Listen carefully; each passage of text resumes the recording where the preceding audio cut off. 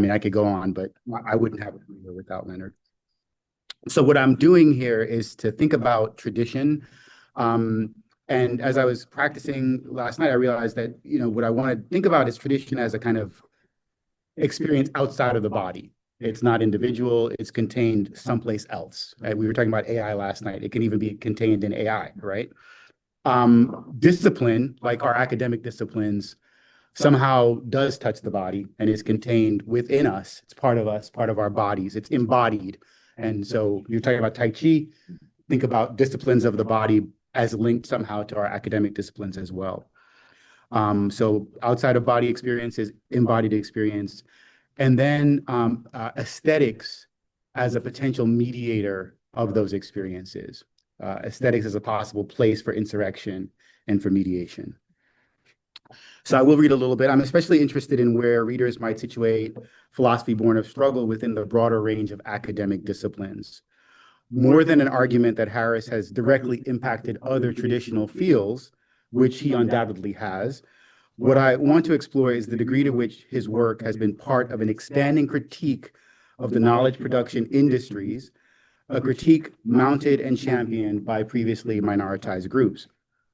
As a classicist by training, I'm especially aware of how this critique touches my own discipline, but even areas like medieval and Renaissance studies, where the race before race movement was born. And if you don't know about these movements, I just have some clips for you. The kind of movement within Renaissance and medieval studies to move beyond whiteness. I don't know if you know about Daniel Padilla Peralta in classics. There's a big profile of him in 2021, and then publications like Seeing Race Before Race. The classics, as I argue, is always already a field bound up with aesthetics. The field, therefore, opens aesthetic questions that directly relate to Harris's work. That is, I'm interested in the implications of philosophy born of struggle for aesthetics, and in particular, an aesthetics that infuses these fields with insurrectionist values. As many of the scholars here this weekend will attest, it would be a mistake to discount the role of aesthetics in Harris's conception of philosophy born of struggle. In fact, it was aesthetics that I first noticed when I met the man himself almost 30 years ago, although only through this project have I been able to really put my hand on it, my finger on it. I don't remember exactly which work of art captivated me on the wall of his chic Frank Lloyd Wright style home, but it might well have been something from Romare Bearden's 1977 Odyssey series. In front of you here is one example. This is Circe. Bearden's colorful collages would be a fitting site of meaning-making for PBOS, with its imposition of fabrics, symbols, and masks from Benin on the quintessential Western marker of aesthetic value, Homer's Odyssey. Holding Bearden and Harris together in mind, today I first quickly survey the aesthetic program of PBOS. Indiscipline is key to this aesthetics because it breaks the entrapment, to borrow Harris's term, that comes from form or tradition. Like the African mask on the statuesque female figure of Circe, the image disturbing the masculine narrative of the epic genre, departures from tradition open space for what Harris calls emergence. A full understanding of Harris's aesthetics would require a deeper dive than the brief references I survey here, but even a short survey of passages is profoundly revealing. My overview then informs the question of where PBOS aesthetics joins up with happenings in other fields, and that's the second section there, aesthetics and classical reception. In particular, I'm interested in classical reception as a site of entrapment, a place that calls for the kind of emergence or indiscipline that Harris has provided for philosophy. Although classical reception studies purports to break from the fixation on traditional Western aesthetics because of its focus on the contemporary world, it nevertheless is trapped in what Harris would call the horror of tradition. That's section 3, or section 3. Classical reception studies holds the classical text, whether literature or a material artifact, as the object of highest value, venerated, even sacred. While classical reception studies has been a site for some appreciation of the work of minoritized people, when that work calls upon the classical, as the Benin series, the Odyssey series of Bearden does, it has often incorporated these works in a self-serving manner, a kind of get out, sucking of value. And I'll discuss that a little bit as well. Get Out, the horror film. What I offer in the end, and this is what I probably won't get a lot of time to do here, but in the paper, published paper, you'll see it, is a return to a kind of to visual arts, some survey and some presentation of a few pieces of contemporary art as a place for a kind of counter tradition, a tradition counter to classical reception studies, a different series of reception, different tradition, and a place for what Harris would call emergence. So just briefly, Harris on aesthetics. The index citations from the Leonard Harris Reader all center on a catalog of aesthetics as one of the broader branches of Western philosophy with which Harris is concerned. So in the paper, I would focus on 3 essays. What then is philosophy born of struggle? The insurrectionist challenge to pragmatism, and the horror of tradition. As he writes in What Then is Philosophy Born of Struggle, quote, philosophy born of struggle should always make possible epistemologies, metaphysics, and aesthetics that include the excluded, end of quote.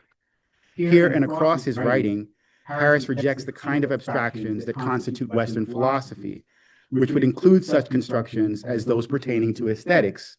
That is, for example, broad and basic categories like symmetry, proportion, and beauty.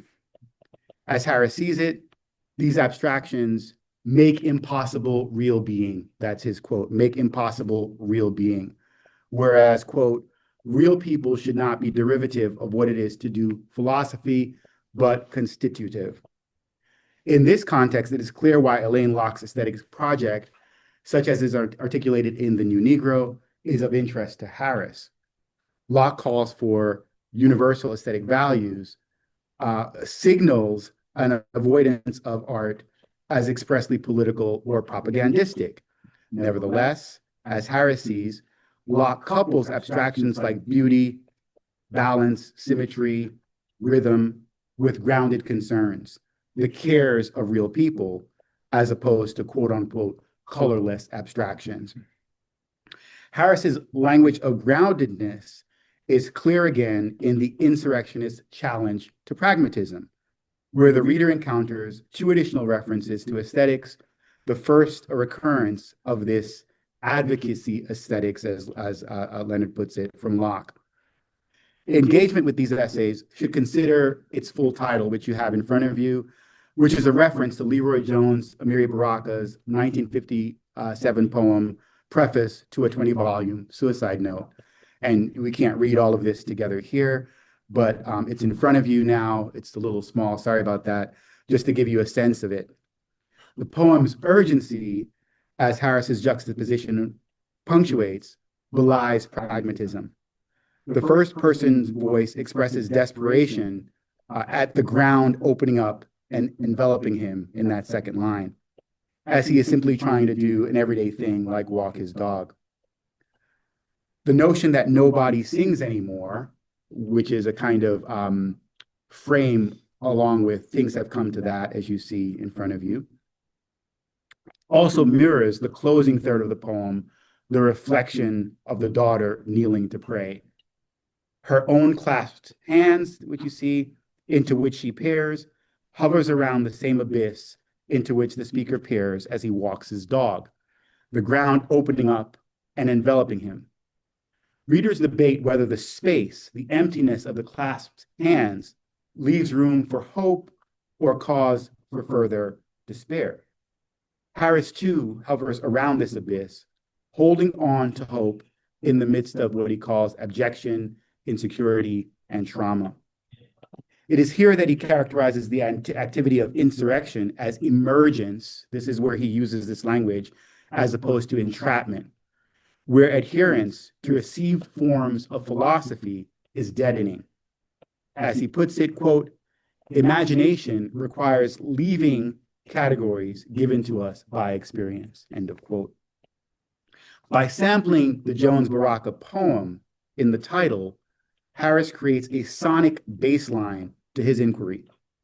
Aesthetics, then, are bound up with his challenge to traditional categories, his advocacy for, quote, engaging issues that have their origin in struggles, to destroy boundaries, end of quote. He expressly includes the possibility of poetry, testimonials, and discordant arguments, Baraka's poem, as potentially serving in this emergence, the Baraka poem being an explicit case in point. So finally, in the horror of tradition, we find the most provocative in Harris's expressly artistic or aesthetic categories, in this case, horror, and he uses this to raise broader provocations for philosophy itself. Philosophy, as Harris sees it, is a tradition that, like horror, for example, horror films, with all of the attendant tropes and expectations. So philosophy is like a horror film.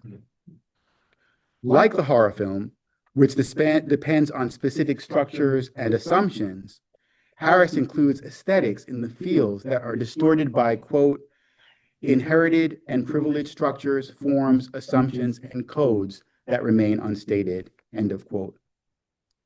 These unstated codes overdetermine the genre. And if you go back and read the article, he's very clear on kind of, examples from horror film and what you expect in the haunted house and so on.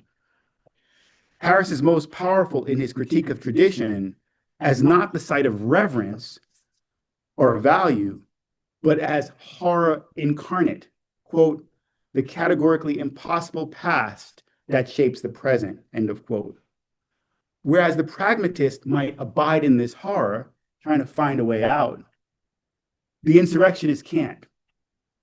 That said, even insurrection requires a thorough understanding of traditions, what might be at stake, and so on. The practitioner interested in altering tradition has to know the past while also being determined to contend with it. This is the Harrisonian indiscipline that I would like to now set alongside academic fields other than philosophy, specifically my own field.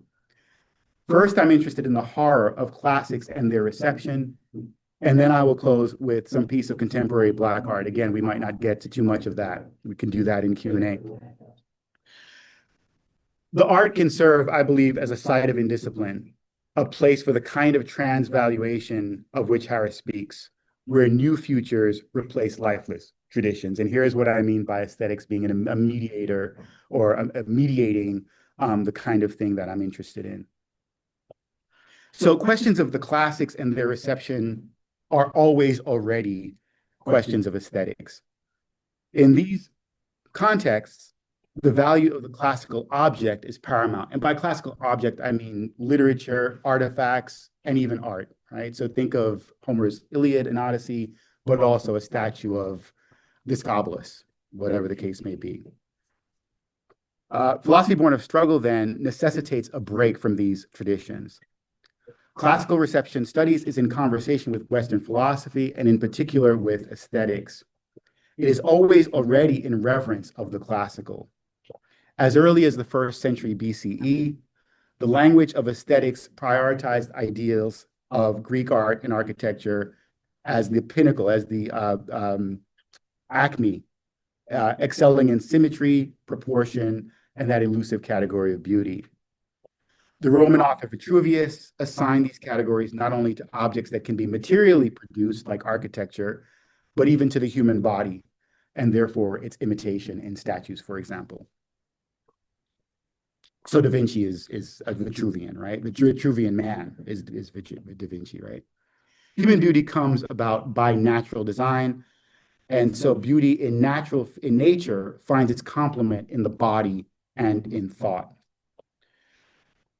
We can think of Winckelmann in the 18th century, who reifies Vitruvius's heliocentric approach, prioritizing beauty, proportion, and symmetry, valorizing Greek art, and also explicitly denigrating any alternatives.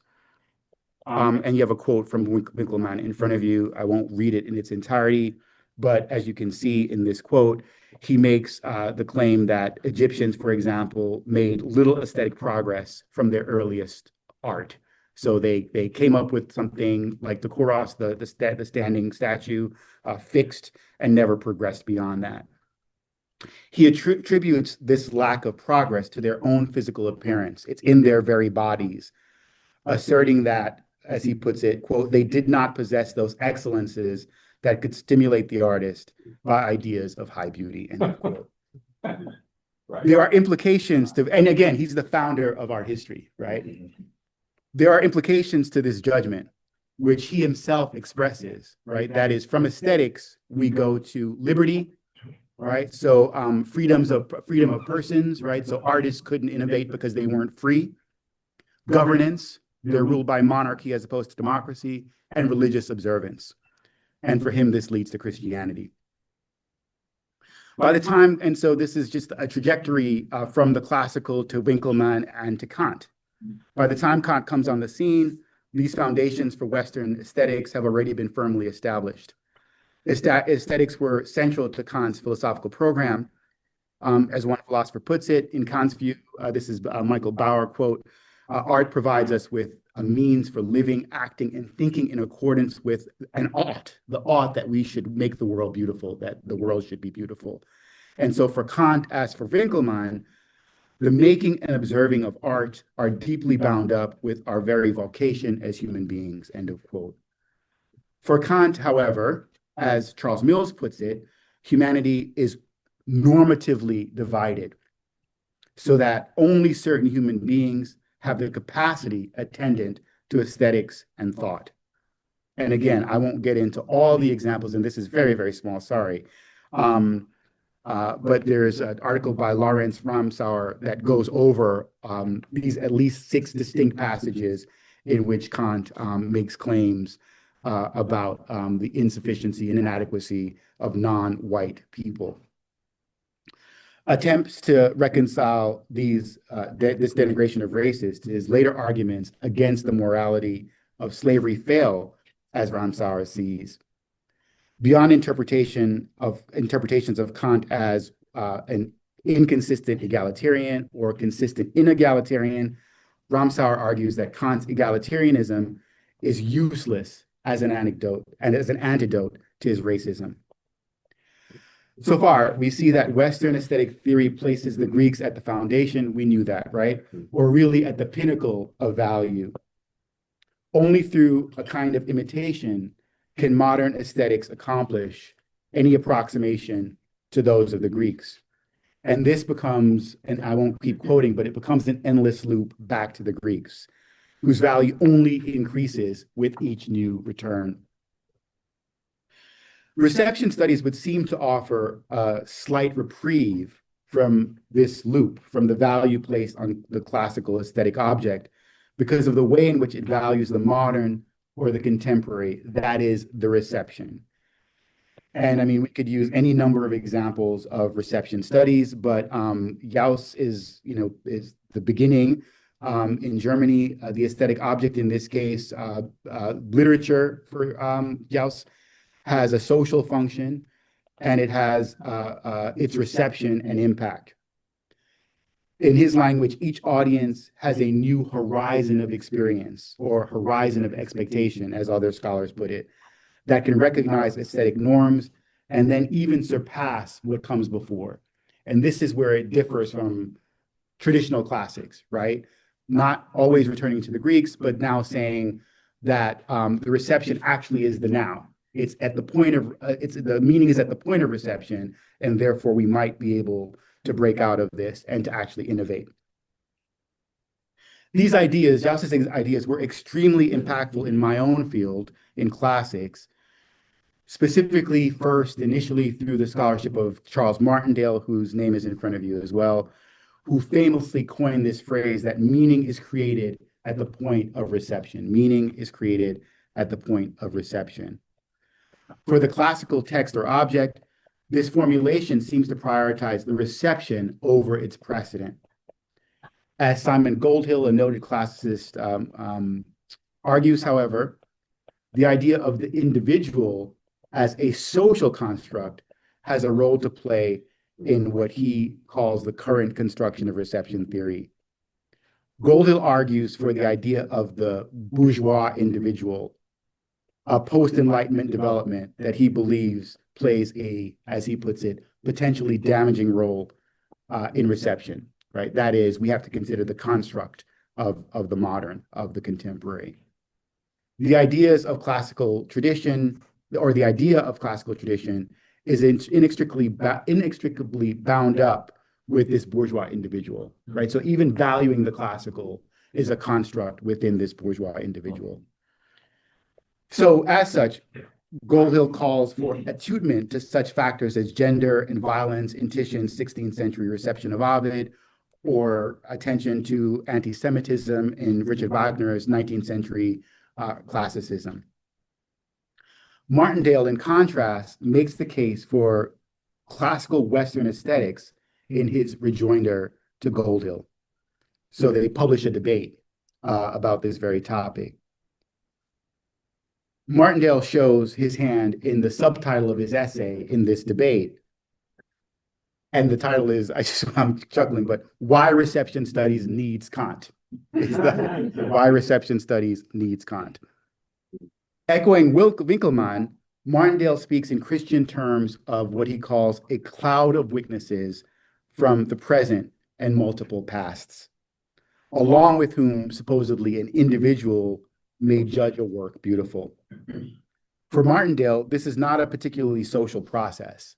The cloud of witnesses, like beauty itself, is abstracted, raceless, and timeless, distinct from what he sees as Goldhill's, quote, Marxizing, and to my thinking, sentimental preference for collective responses over responses of the individual.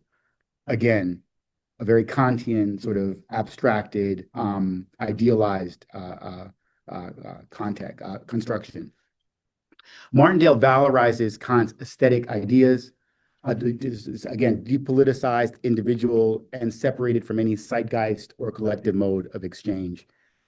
He accepts the abstractions of symmetry, proportion, and beauty.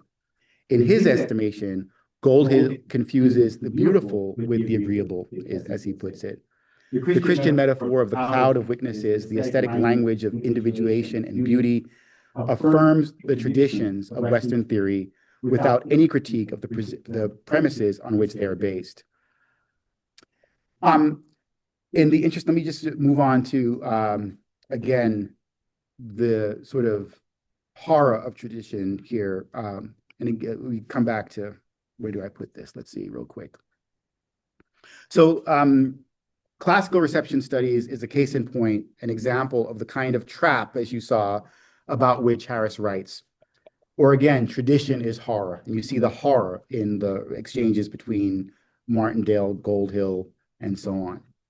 As in a haunted house, attempts to break free are futile.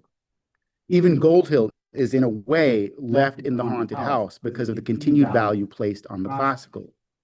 Goldhill might even be, in Harris's language, a pragmatist, not an insurrectionist. Given the long arc of Western philosophy, or the horror of tradition, a shift in value requires indiscipline or insurrection. It requires a conscious shift in what is valued. In fact, as Evie Shockley has argued in Poetics, Black aesthetics has always been involved in a struggle with form. Rather than a singular Black aesthetics, Shockley sees that the struggle with form manifests in different ways. The response to horror is in Black aesthetics, a sustained Black radical tradition. Within the haunted house of the classical tradition, cracks have indeed appeared. And again, I was showing you this movement to racialize or to bring race into the conversation in these fields. So there's been a call for new focal points in classics, attracting new students. Classical studies has begun to pull from a Black radical tradition to reinvigorate itself. Put another way, Black aesthetics becomes subject to elite capture. And just a quick anecdote, we have 3 candidates for a Latin position at University of Chicago. Each one has a subfield of reception in which they're interested in Black receptions of the classics. And none of them is minority, none of it, they're all majority culture, right? So this is how much it's permeated the language of the field, even though our dean told us at a meeting this week not to talk about race. Ironies. So the transfer of these interests to the ancient world has served the field of classics quite well. As Sashime Eccleston and Daniel Padilla-Peralta put it, institutional arms of the discipline use the intermittent presence of minoritized bodies as reasons to congratulate themselves for their inclusivity. And this is a quote from them, it's in front of you. But otherwise, the discipline has exposed its affiliations with the horrors that Harris sees as indelible aspects of tradition in the first place.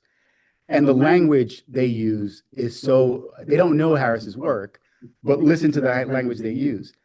Terrified by the prospect of its demise, the field has recently turned to hoarding Black, brown, and yellow bodies to save itself. Like the horror film Get Out, itself proficient in the genre, white people sap the Black protagonist of vital power. As Eccleston and Padilla-Peralta argue, the academic tradition of classics recognizes that, quote, these bodies offer the discipline vital essences, end of quote. That is, Black bodies have liquid value, as Alexandra Reingo puts it, within the modern and contemporary world. So retaining the sense of tradition of struggle, what Cedric Robinson calls a Black radical tradition, would require an ongoing insurrection with no rest, no satisfaction, no repose. It is noteworthy that Eccleston and Padilla-Peralta cite Roderick Ferguson in his notion of an adaptive hegemony to refer to the ability of tradition to contain and police opposition to it. In the final chapter of The Reorder of Things, through the art of Cedric Smith, Ferguson lands on the same figure that Harris studies in his 1992 essay, Autonomy Under Duress, George Washington Carver.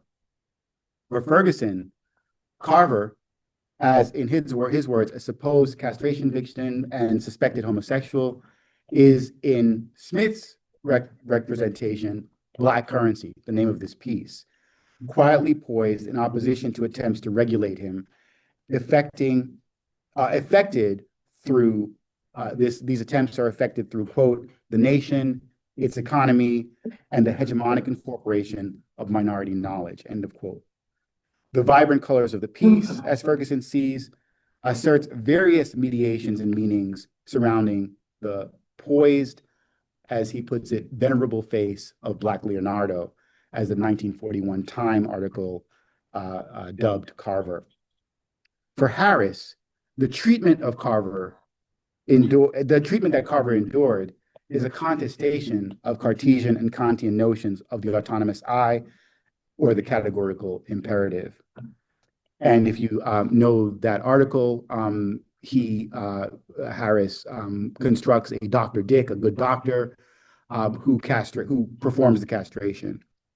Harris imagines the agent, Dr. Dick, and the kinds of choices such a being makes. And I wrote about this in 2023. I'll just quote here. Harris explores the example of a fictionalized Dr. Dick who castrated Carver, making him a eunuch so as to protect the Black man living through American Reconstruction and segregation from the threat of lynching. Again, Dr. Dick is a good man. In the same way, Dr. Dick would perform abortions on white women whom Black men have impregnated so as to prevent mixed-race offspring. Dr. Dick is a good man, he's a good person.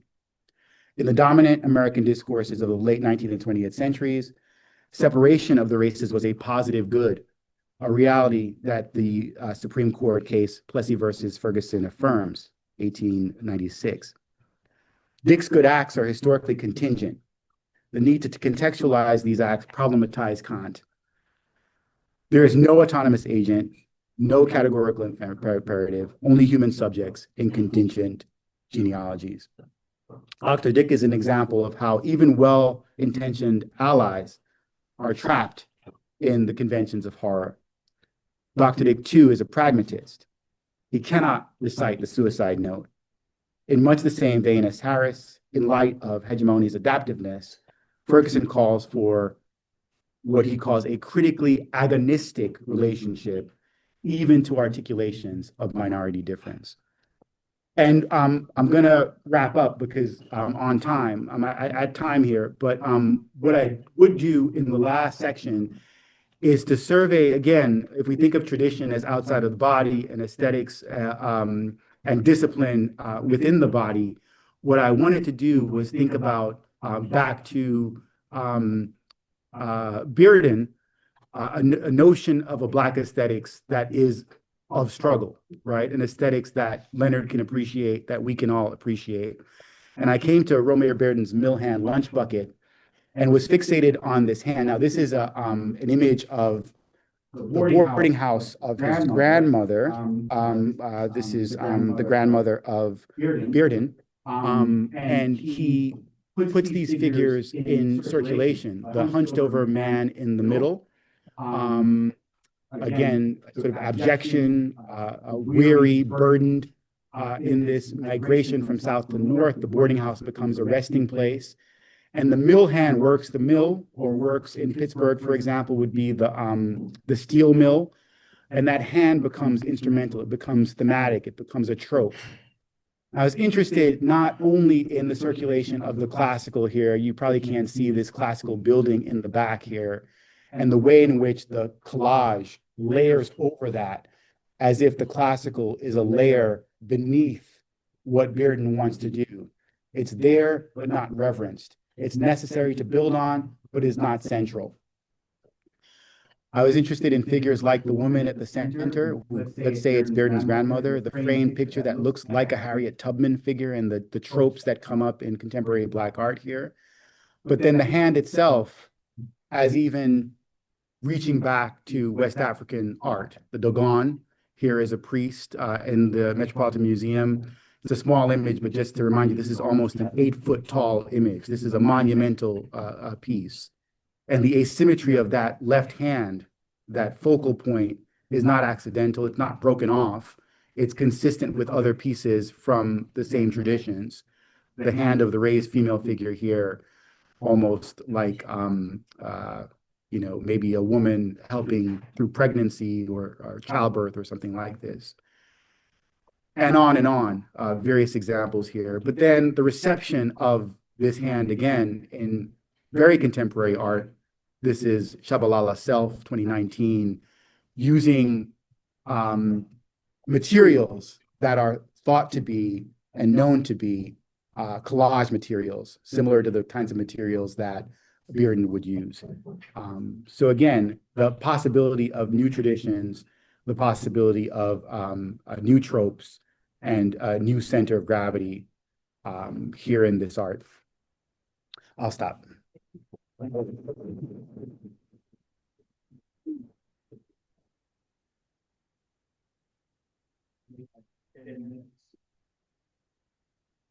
Thank you, Patrice. I love the paper. I have a suggestion. Yeah, okay, terrific. I don't know if you're familiar with the work of Mexican philosopher Edmundo Borman.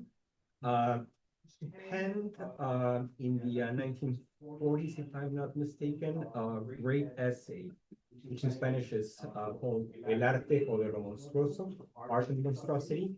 It's been translated into English in the Carlos Sanchez and Robert Sanchez volume on Mexican philosophy.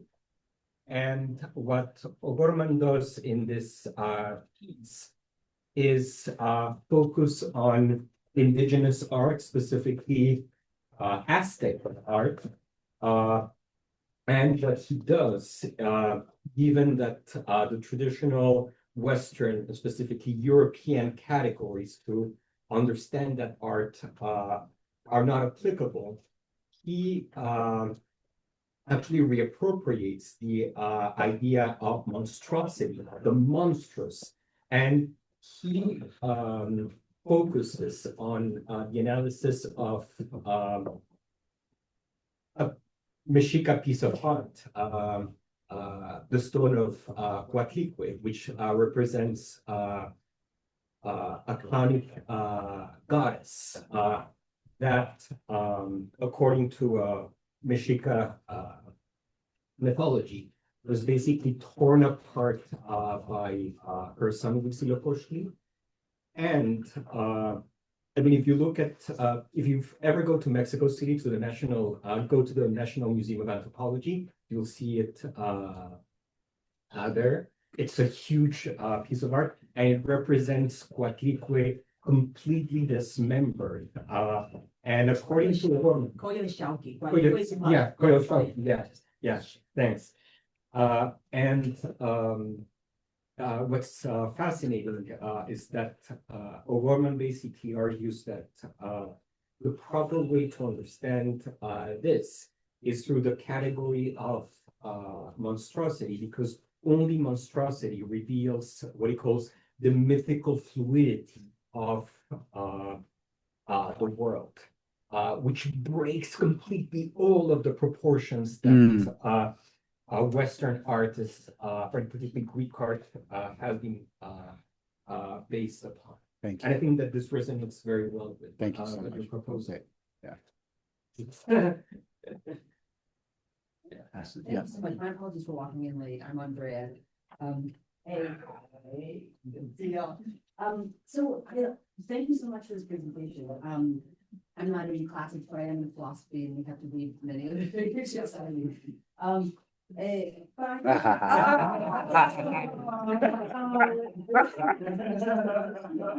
Yes.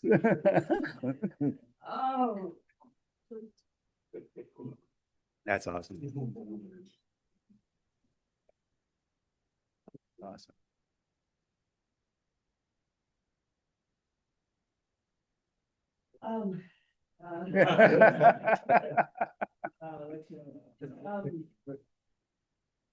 My question is about the distinction between popular and fine art, because I was thinking about the elite capture you mentioned, and obviously that thread between what asks to be taken into a classical space of reverence and what refuses it or doesn't care or has no interest in it, right? In terms of creation from a porch or from in a slave song or something that's a spiritual, a place that is not for, I mean, maybe reverence in another divine, but not for a classical aesthetic, right? Not fine art.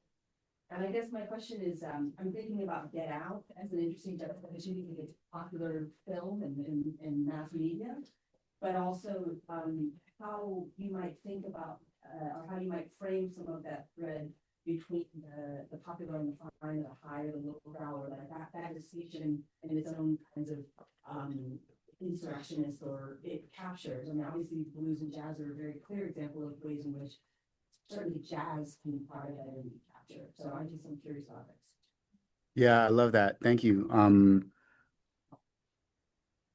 Yeah, the popular gets at, I think, to some extent, Leonard's category of real people, right? And in the reorder of things, there's this notion that your fine art category might be in the category of hegemony for Robinson, for not Robinson, for Ferguson, because there's always like this movement. The popular is always being taken up into the fine, right? Jazz becomes classical. Even Southern cooking, right? Even like, becomes like gourmet cuisine, right? Like, so there's always this movement. And Ferguson points us to always be looking for that space. And that's where I was talking about the mediation process of aesthetics, right? Like there is something that we should always be looking for that is outside of the capture, right?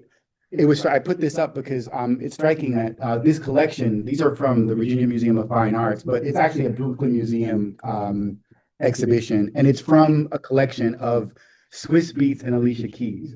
Like, what could be more popular and on the ground of the people than Alicia Keys and Swiss Beats? Yet they are now curators of world fame. These are the Gordon Parks photographs. They're curators of the finest of American art now, and world art. Really, they're African pieces, American, Black American. These are Black Atlantic, right?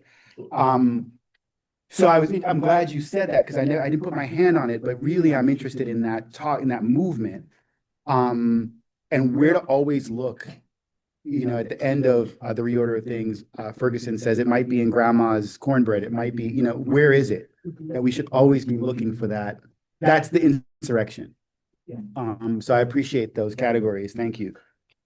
Yeah. So great talk, and I love that you're using the horror piece, the tough one. The question I have, and maybe I just want to hear more about it, is the bit about the pragmatists can't just insurrect, but you said the insurrectionist has to know the tradition and has to know the tradition well to be able to insurrect or to be able to break away. Yeah. And so what is involved in that knowing well the tradition, right? And what types of things, you have more in mind, like what you think. Yeah, I mean, Get Out again is I was thinking about Get Out in reading the essay, because there again, it is very much in conversation with the genre of horror. Like, it's proficient in the genre of horror, right? So what we see as fleeting or easy to accomplish is actually a very complex, nuanced understanding of the genre, of the tradition. In the same way, Leonard and I were talking last night about my first book on Ralph Ellison and his use of the classics. And that was an example. I mean, I didn't realize what I was doing, but this is the thing that I think Leonard helps me with is Leonard and I were saying you can't really write that book without being a classicist, right? Only a classicist writes that book. And yet it's breaking away from my traditional field in ways that I kind of want to get back to, right? So, I mean, whether you're using the genre of horror, whether you're using your field, I mean, Leonard is a proficient philosopher, right? You don't do what Leonard did with his career without being a well-trained philosopher, right? So we can use any number of examples, but I wanted to bring it outside of your field because of the way in which he's impacted me in my field. And I'm seeing that, again, this elite capture in my own field of where the field has come to, where my book in 2006 was an outlier, and now it's like passé, right? Everyone is doing it. And so how do we continue to insurrect where, Black and brown bodies are an everyday thing in classics, right? What's the big deal? And in the same way, maybe in your own field, like some of Leonard's work might be mainstream. So yeah, that's. Thank you. Yeah. You want to move on to the next one? Well, I love anything. I'm recording here. What you can do is you can pause it in between so that if we move forward like right now, or it's still recording. So next up we have Scott Pratt. It's all First Oregon. safe on screen. From the line of the absurd. You have a handout with you, don't read it, it's only every other day, so that's kind of useless. Yeah, because it's his screen. I wanna thank Leonard and Lee for making this happen. I think the volume sounds like it's gonna be a great addition to a scholarship and carry on the sort of recovery, maybe the break into mainstream philosophy that Leonard has been achieving thanks to the reader, which now people are teaching and reading much more frequently than the scattered stuff that was before. So Thanks for this opportunity. I wanted to say three things before I start. First, I see this paper as a critical amendment to insurrectionist philosophy. I think one of the things that needs to be taken up is the role that classical logic plays and how it also needs to be challenged by those who wish to insurrect. And beneath all of this is my effort to respond to indigenous calls to recognize different worlds. So I read a lot of indigenous philosophy and try to work at the border between traditions. And I think it's important that philosophies that are set to resist the dominant tradition pay attention as well to the indigenous challenge to orient philosophical responses in a way that recognizes different worlds or ontological substances. Okay. So I've dropped a lot out of this paper, so if it's incoherent, don't blame me. Blame me.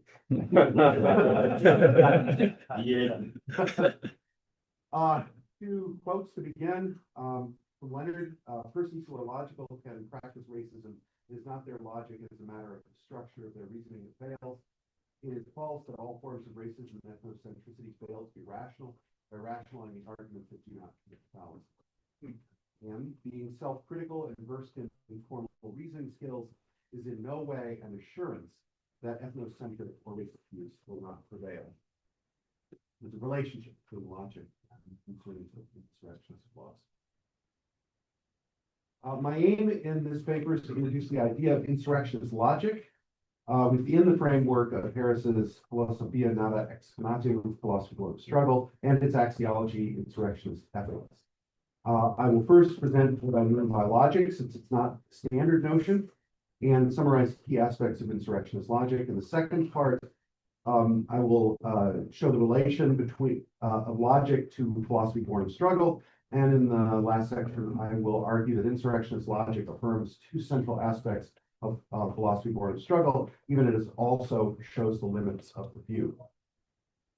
When Harris claims that racism can be logical, as he does in the epigraphs, he echoes the conclusion of David Theo Goldberg that racism is not inherently rational or irrational on logical terms. As Harris notes, quote, arguments in favor of racism and ethnocentricity may avoid formal fallacies, although the content of their propositions and conclusions are entirely false, unquote. Logic in this context is neutral on the matter of racism and other forms of repression.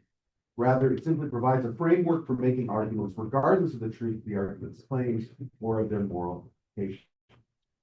Insurrectionist ethics, as defined by McBride, this is from one of the preambles in the Reader. Insurrectionist ethics defies accepted norms and authority where they cause miseration and marshals the social collectives on behalf of the subjugated. It adopts a commitment that all human beings are members of the moral community or potential bearers of honor, and valorizes insurrectionist character traits as means of subjugation.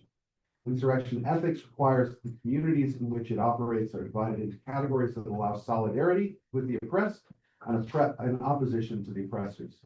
Harris calls these categories representative heuristics. The resulting heuristic categories are not to be understood as ontologically real, but like stereotypes, useful categories that can establish a target that insurrectionists can demolish, ending subjugation and establishing an inclusive and flourishing world. The trouble we find out is twofold. First, representative heuristics imply a certain speculative starting point. The process of categorization does not create real groups. Boundaries on this account are contingent products of history. Communities, Harris writes, rather than simple ubiquitous ontological entities, are groups whose future is contingent on variables that shape their character. Rather than disjointed aggregates, there are ties that bind but not invariably. There are, of course, different speculative starting points of it. The case for this starting point is in part that it avoids both the absolutism of romantic racial ontology and also colorblind images. These are worthwhile reasons, but ones that, by the neutral logic offered, also leave open the possibility that any boundary or group may have its ties unbound. Conceptually, no group has standing beyond the categorizing processes of representative heuristics. This first sort of problem leads to a second, more concrete problem. The conditions under which insurrectionists will resist oppression logically carried out may lead to another form of subjugation. In order to resist immiseration and subjugation, the very categories that mark the relationship of oppressor and oppressed must be seen through and set aside. The resulting cosmopolitan reality, Harris writes, quote, requires that some dying language, community, fringe religion, peculiar sexual orientation, or commitment to a culture or homeland will be destroyed and subjugated, close quote. A successful insurrection will eliminate rigid orders of oppression. To do so, however, it is necessary that categories be instated. Oppressors identified, immiseration defined, allies found, marked. Quote, our experiments and our best efforts to avoid harming others are, from an insurrectionist perspective, no longer purely the sources of unintentional consequences. They are willful and even if excusable, we are not absolved of being responsible and at fault. In short, to abolish categories are required. Call this the insurrectionist paradox. Harris recognizes the problem and concludes, quote, I fully accept responsibility for favoring a philosophy that I know in advance will entail undue pain and suffering. No pretensions, no world free of paradoxes and dilemmas. Harris's own position is, he says, moderate cosmopolitanism, not so extreme as to imagine that humans could ever do without categories at all, but nevertheless ready to acknowledge that representative heuristics are not real and are subject to change and elimination. I agree with Harris's conclusion that insurrectionists will find no pure escape from responsibility for the fact that, quote, we kill as we try to save, close quote. But I think that the twofold problem makes the cost higher than it needs to be. Hiding in the framework of insurrection is the implicit acceptance of a neutral or better natural logic in terms of which insurrectionist ethics is framed. Even moderate cosmopolitanism implies that every boundary is one that can be defined or set aside if it is implicated in one or another form of subjugation. The insurrectionist challenge and its end in view are controlled by the logical expectation that borders are either real or not, and they cannot be both. Since Harris concludes that they are not real, boundaries can be tolerated when they are not implicated in racism and immiseration or subjugation. But when they are implicated, they can be dismantled. There appears to be no third option in thinking about boundaries. The twofold problem is not a problem for the commitments of insurrectionist ethics, but rather for the inherited framework of natural logic, which it relies on to imagine the future. What is called for or present to play a role is a more foundational logic. Because insurrectionist ethics is its corollary, let us call this foundational logic insurrectionist logic.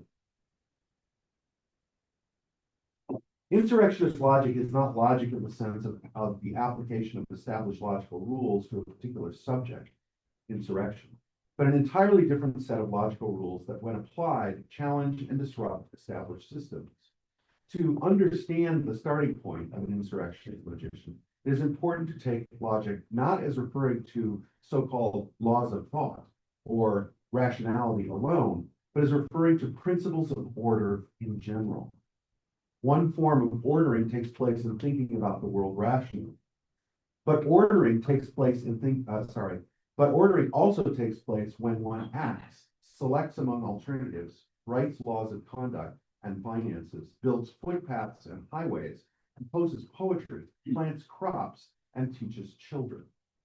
Logic in this sense is not confined to an abstract academic specialization, but marks the rules that structure any kind of ordering activity at all.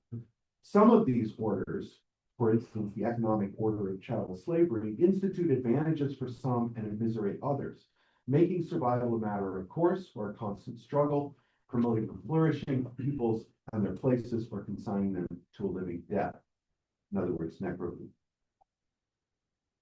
To make the point again differently, logic refers to formal and formalizable systems that are generalizable across different subject matters, useful in different contexts to organize claims and actions and justify what follows from them. The general study of such generalizable logics is logic as the study or science of order.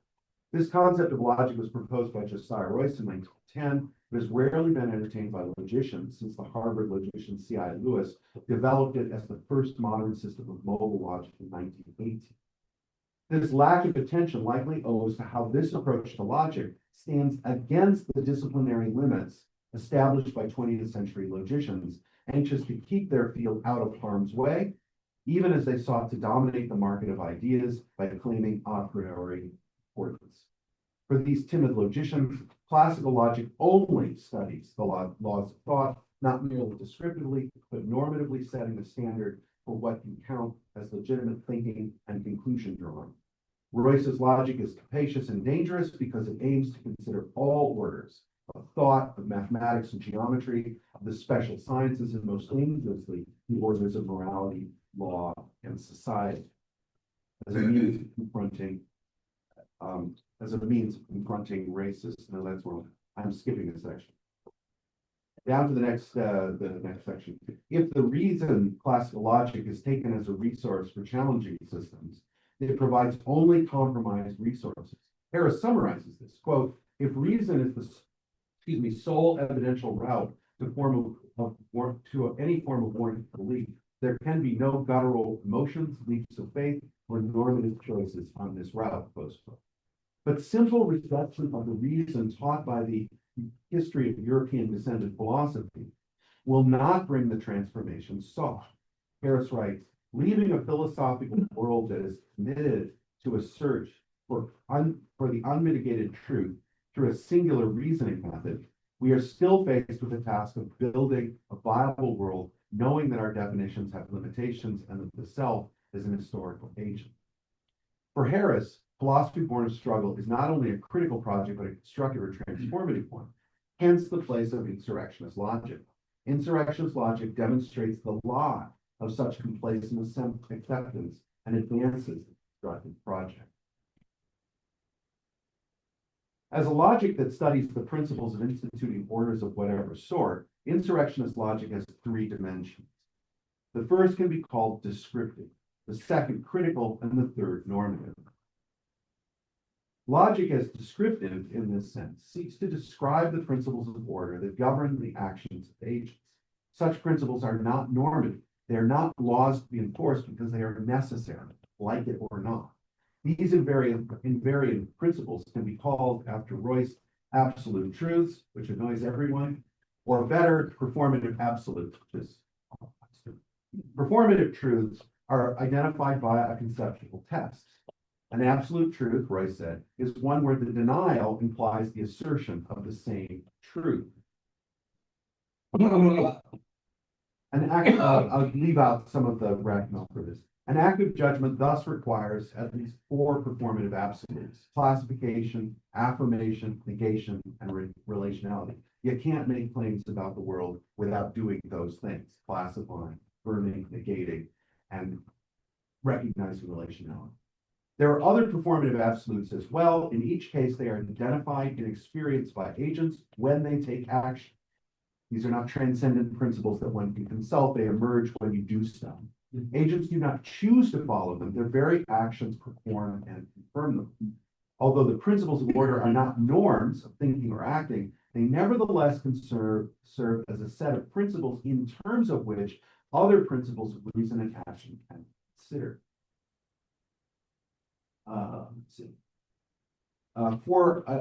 There are other necessary components of action taken by agents. For example, to be an active agent, the agent must face two or more alternative courses of action. One may act in a case where there is no choice, but such an action is not a matter of their agency.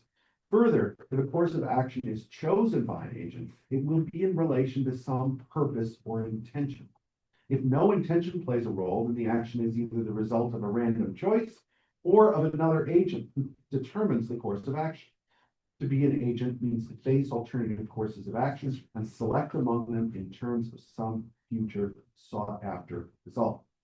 Actions are also irrevocable. An action once taken eliminates the alternatives for better or worse. The resulting schema recognizes the relation between an agent, alternative courses of action, a purpose, and a principle of irrevocability that sets the stakes for the action. The result is that for an agent, echoing Harris, there is no pure escape from responsibility. This logic of agency can be generalized across all action. In any case where action is not constrained or randomly taken, agency is present. The resulting position is one that echoes Harris's description of Alain Locke's position on valuation. This is Harris. Locke was right. Valuation is total, all-encompassing, complete. There is no end. We are always trapped in having background assumptions and valuation that cannot be revealed. Locke's relativism was right. There is no standpoint that is not also a value standpoint. No methods, reasoning approaches, or pragmatic considerations that exist beyond the pale of valuation.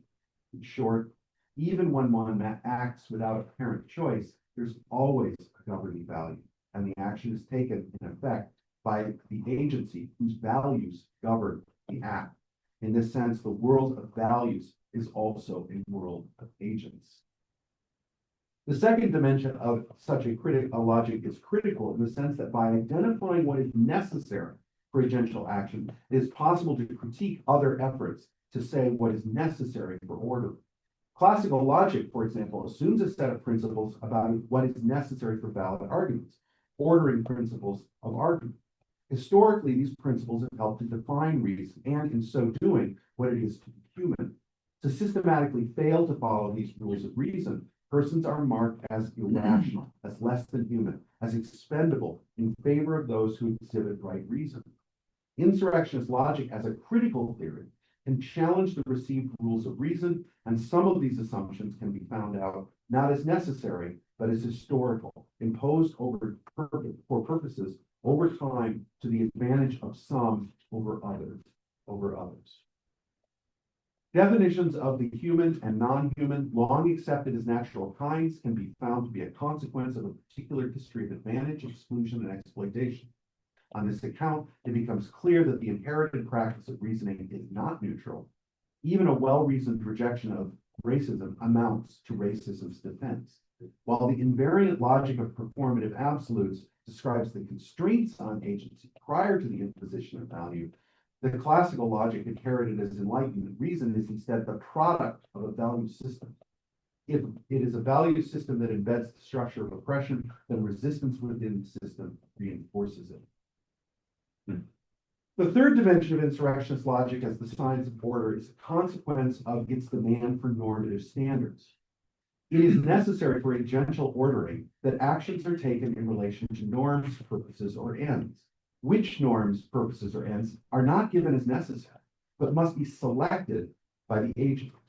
Insurrectionist logic, as the logic of agency, requires critical reflection on and the active choice of the standards or purposes in terms of which actions are to be taken. As already observed, there is no value-free standard. So whatever action is taken will be in relation to some values, purposes, or futures. Critical reflection must extend beyond those choices that are easily seen as one's own, even including those that one thinks of as involving no choice at all. What I'm calling insurrectionist ethics combines the first and second dimensions with specific reflections in the third dimension on what standards and purposes should govern the actions of agents. While the first two dimensions operate in relation to necessity, the third operates in terms of possibilities. Second section, logic and philosophy born of struggle. Insurrectionist logic affirms the approach taken by Harris when he sets forth philosophia nata exponentium. Quote, given that there are no a priori normative truths and no normative truths that are derived from abstraction or mystical, magical, or pristine methods cast into abyss, I choose, Harris declares, philosophy born of struggle, the structures of doing that requires we existence in matter we do not disappear. Insurrectionist logic arrives at the same description of the situation faced by people who want to challenge the powers that enforce racism, immiseration, exclusion, subjugation. There are no a priori normative truths, but that fact does not mean that normative truths cannot be determined and supported by reason. But while classical logic demands that such reason giving conform to the rules of classical logic, insurrectionist logic does not. Classical logic will, for example, demand that reasons given must be consistent with each other on pain of contradiction and the failure to coherently support proposed norm or end. There are no true contradictions. For insurrectionist logic, however, the prohibition of contradictions is not a necessary law, but a law meant to narrow what can be allowed to follow from a set premises. In this case, contradictory reasons in support of a purpose do not require rejection, or that they turn out to be only apparent contradictions. Some contradictions are simply true. The contradictory character of some boundaries, for example, may be true in relation to operative purposes or futures, and so may stand invariably.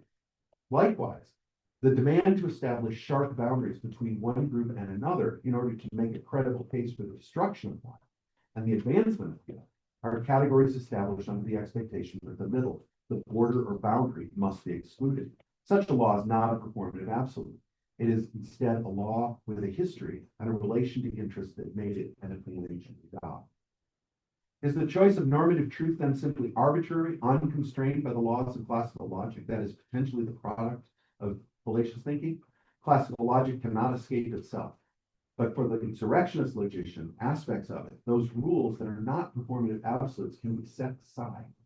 Reason giving in support of value claims is an important part of sharing values and building community. Does insurrectionist logic simply replace an oppressive way of thinking about futures with the logic of anything goes?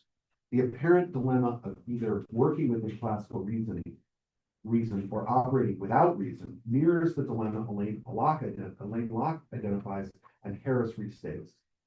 We cannot declare, Locke says, for value anarchism as a wishful way out, or find a solution in that other blind alternative alley of mere descriptive analysis of interest.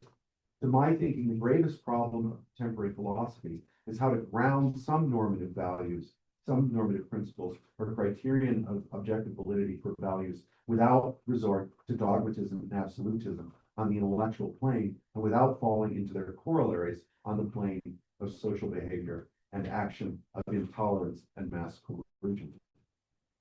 Harris's solution is to choose normative truth, to choose philosophy born of struggle. Order and constraints apply as well to acts of thought and word actions. That structure is an ordering of experience that resists disappearance, that recognizes agency as the power to choose.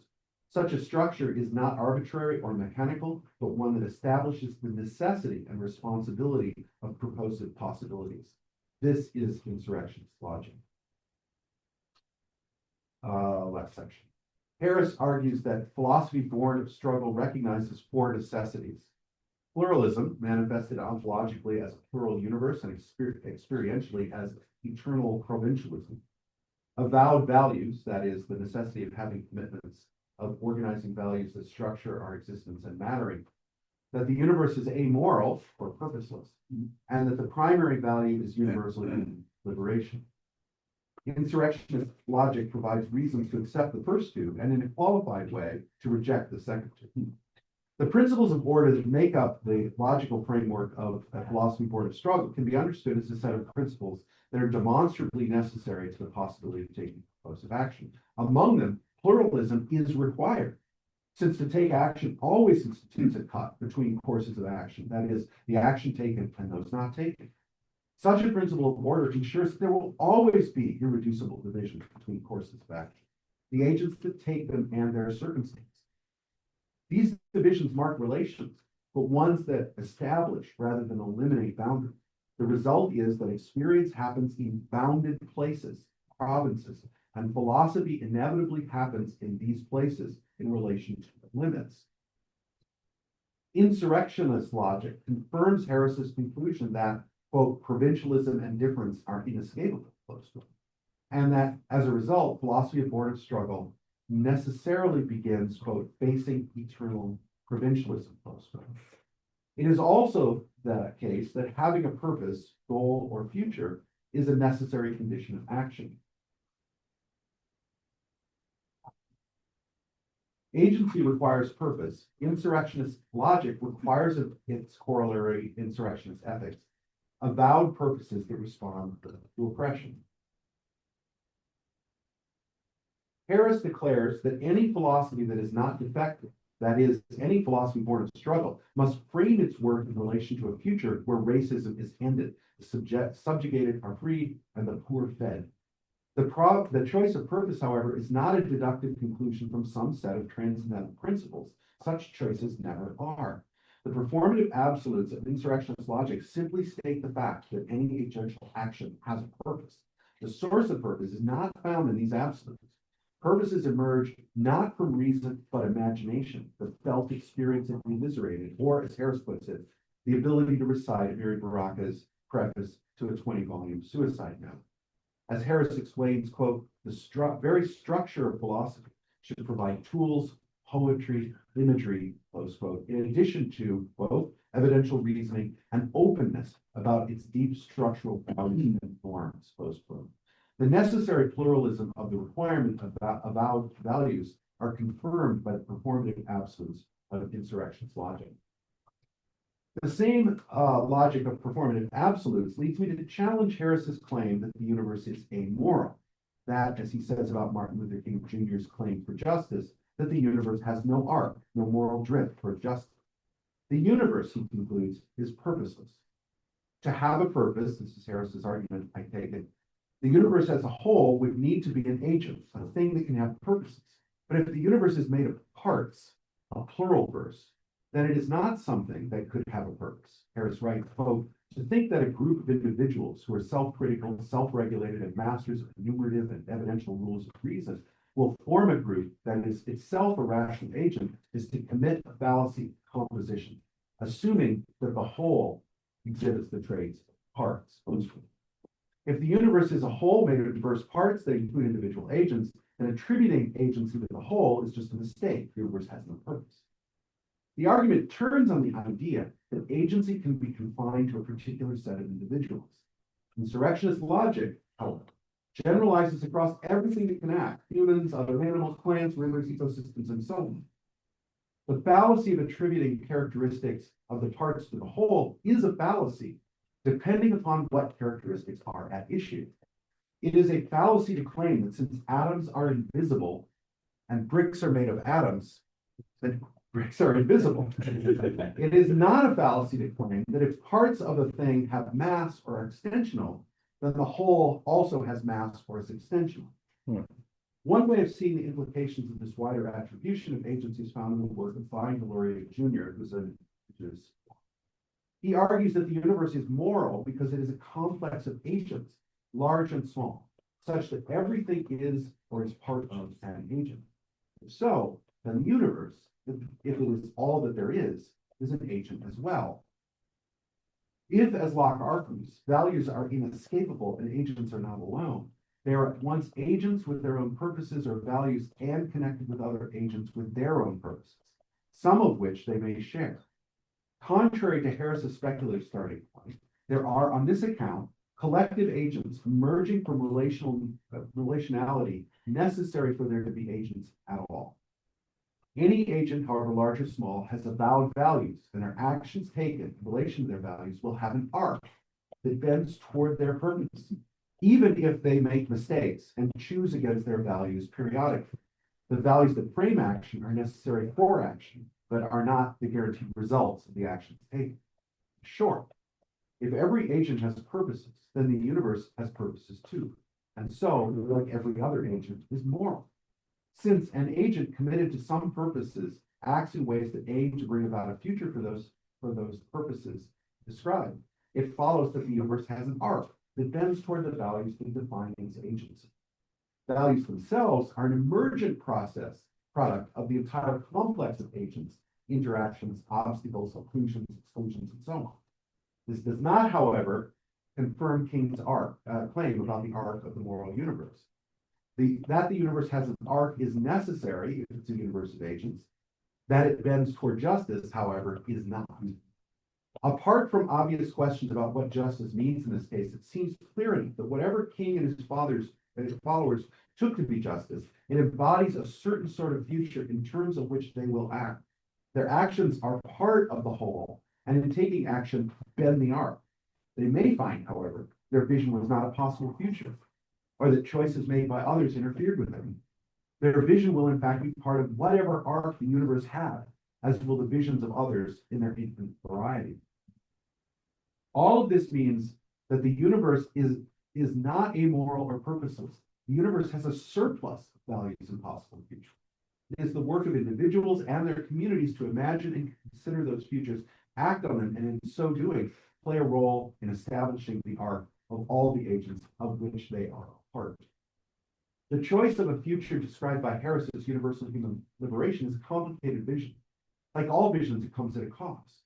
To advocate for an inclusive world risks overriding valuable differences and seems to seek a future that is a clearer echo of the dominant European descendant philosophy than resistance to it. The pluralism that is given as foundational and so necessary constrains the futures available. For Harris, the resulting eternal provincialism is nevertheless an obstacle to be opposed. We cannot escape provincialism, he grants, but we should try. We cannot escape the use of cognitive categories or some variegates of nouns and monsters, but we should try.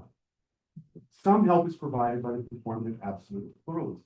To be inclusive can never come complete if there are agents acting toward possible futures.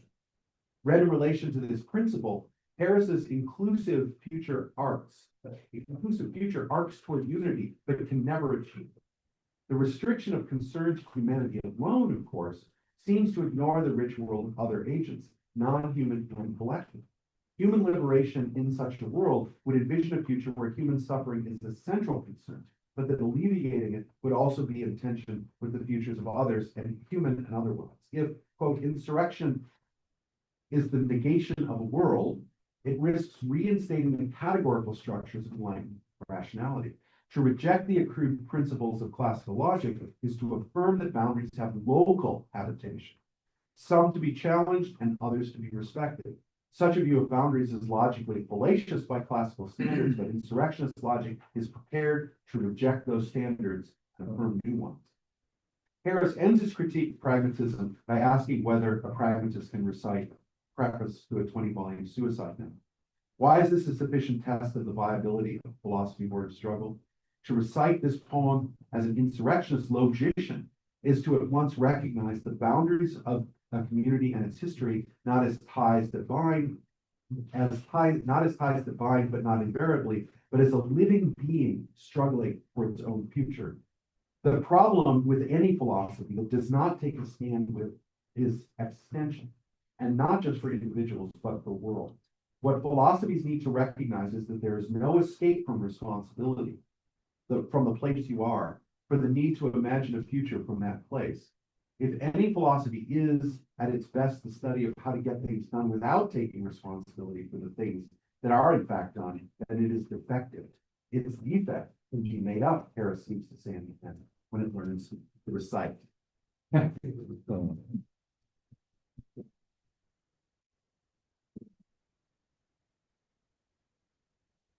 minutes. I could use spend more time. I just had a really quick question. Yeah. So when you mentioned that some contradictions in insurrectionist logic may be true, could you like provide an example of one? Yeah, so I mean, an easy example, well, there are a couple of examples. So in the context of just sort of logical frames, boundaries are always contradictory. Yeah. And so there are some boundaries where the contradiction is true and the boundary stands in a sense. And the example of this would be, for example, in talking with Vine Deloria Jr., for example, who argues for the fact of a real indigenous world that has boundaries that are to be respected. That is, these are not like boundaries of races or something. They're boundaries that have ontological standing. But not all boundaries are like that. Leonard makes a really good case about the notion of race, for example, as not having a boundary that's contradictory, but rather something that is actually porous and based on the actuarial understanding of race and so on. So it's not the case that just any boundary has standing. It's that only some of them do. Okay. But that also makes it harder to argue, because all of a sudden you lose the ability to do reductive arguments and such. Because if some contradictions are true, reductives just don't work. They're not valid arguments. So it undermines a whole category of arguments that are made in the Western logic. So, the other kind of contradiction that's true is the kind you find, for example, in Du Bois or Gloria Anzaldúa, where the claim is that person has, is of two worlds, right? They have, they're both Black and American, or in Anzaldúa's case, they're on a boundary which is neither and both, right? These are often seen as things to be resolved, but an insurrectionist logic says, no, they're not things to be resolved. They can just be true. Okay. All right, yeah, that makes sense. Thank you. Just real quick, clarification, question. As someone who's familiar with part of this work on, so would you take what Harris is saying, like sort of in response to Royce's idealism, to be similar to like what Hawkins was kind of getting at with like, I mean, I've read your work on it. I'm just curious. That's like, is it similar? Like the response to like the beloved community that Hawkins is making, is Harris kind of going in a similar direction?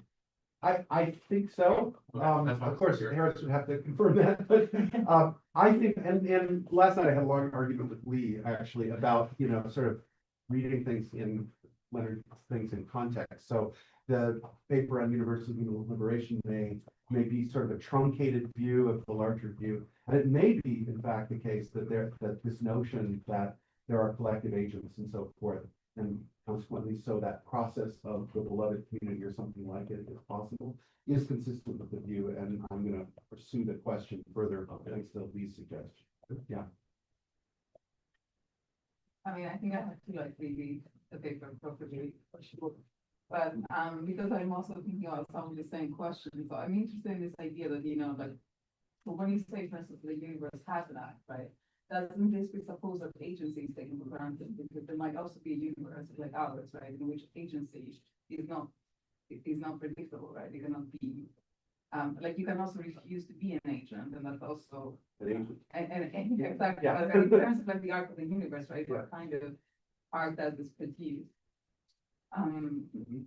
Maybe I can just like add a couple of things. Yes, please. So I'm also interested again in this, the idea of like universal human liberation as somehow being in contradiction with like a true universal logic, right? Because I also think that like all this like all of these worlds cannot be closed, right? They have to be worlds which exist together and which are somehow in cooperation in order for like the Earth to continue. So I'm very interested in this distinction, and I kind of heard you say something about Fred Moulton earlier between world and Earth, because I think like what is a world and what is like there are all these worlds, so there is one Earth, right? So in that sense, for me, like I really want to hold on to this idea of like universal human liberation, but I think of it from the perspective of like someone like Fanon. It's like a unicritical humanism that doesn't reproduce the kind of like false universalism that we find. I guess these are the couple things. But. Let's see. Remind me of the first one. The other two. Yeah, like what happens if you like the kind of, because for me the claim of the universe had no arc. It's not about like you can only say that it had an arc from like the perspective of the future, but the point is that so this is the speculative starting point thing, right?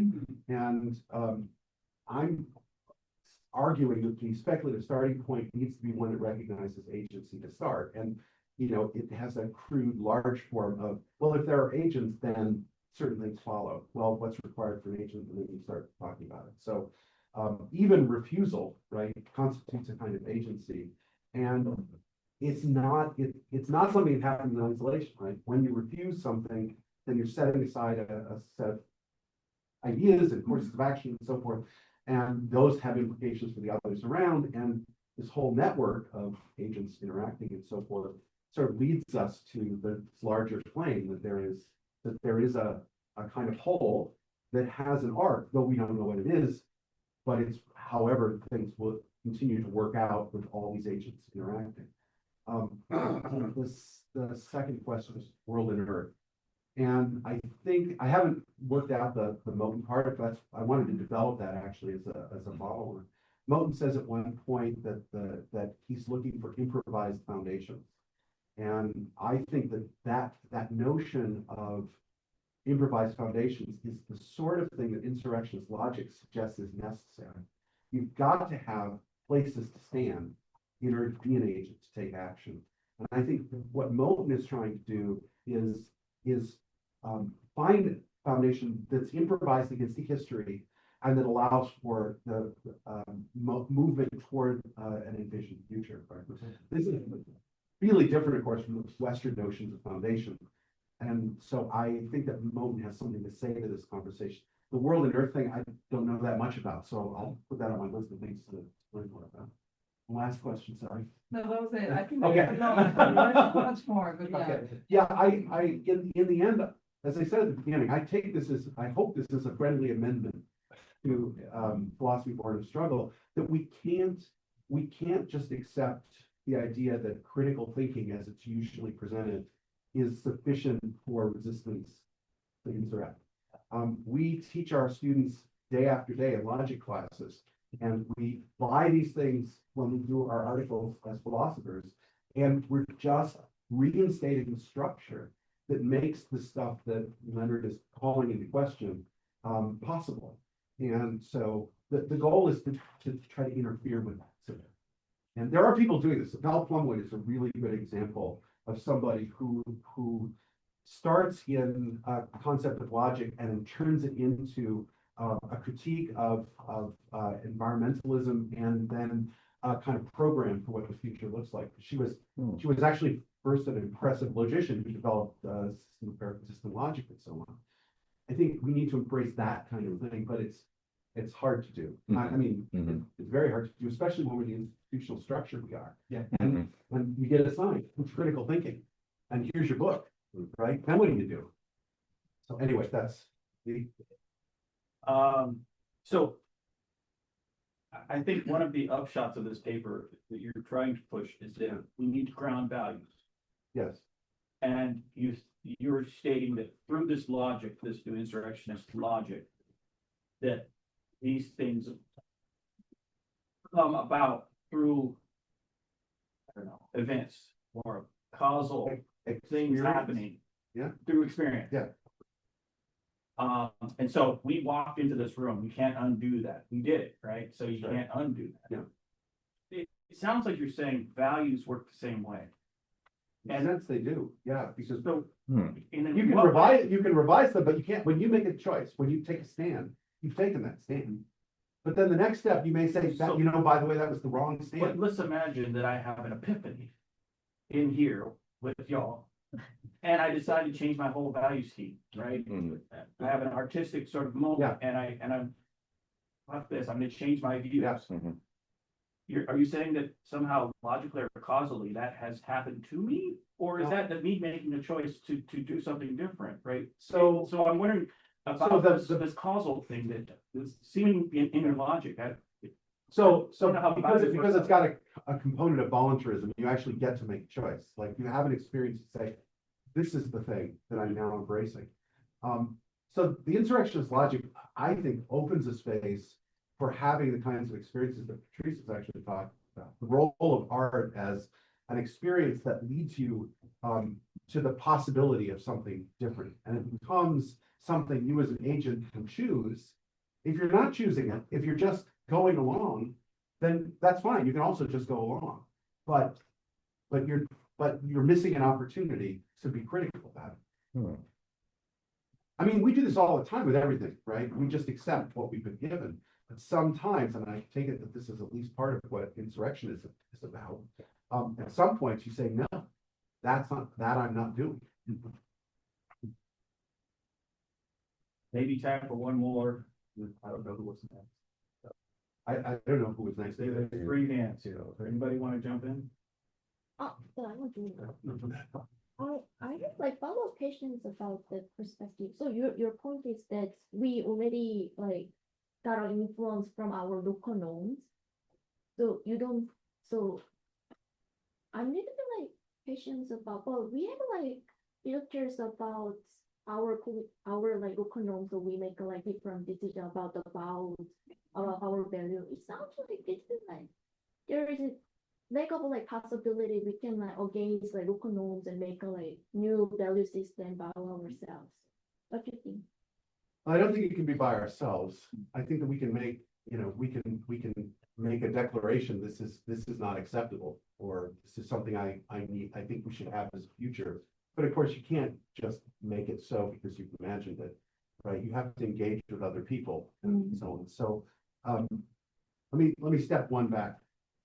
We're always in a value situation. I mean, Leonard makes this point, Lane Locke makes this point. There's no neutral place to stand. So at least one thing about insurrectionist logic is just confirming that there's no neutral place.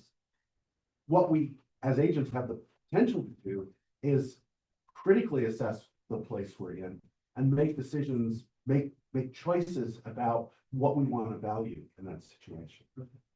Not all the values at once, but we can make choices. And once we do, then we can act on those for better or worse, right? You can end up in utter failure. But whenever you do that choosing, you're not freed suddenly from your place, right? Your place is still informing the stuff that the context in which you've made that point of resistance. There's a great notion I would love to incorporate in this, and I'll just reference it as another place for everyone to think about. That's Gerald Weisner, an indigenous philosopher, who writes about the notion of survivance, this notion of persisting in a place, and not just individually, but as a community. It's a really powerful indigenous notion that's really getting a lot of conversation amongst indigenous scholars. But it's this sort of idea that you make choices in places to be able to survive, but not just survive like people lie, but survive like persist culturally and with a future. Yeah. So we have to take a break. Yes. Can we think? Yeah, 11:15. Just pause the recording. So 10 minutes. College? You have, is it the same title? No, No, don't worry about All it. right. Don't worry about a title, right? So this is a workshop, right? This is a space in which we get to come together and share our ideas and our thoughts, the work that we have already completed with respect to this glorious project and the work that we intend to do as we move along.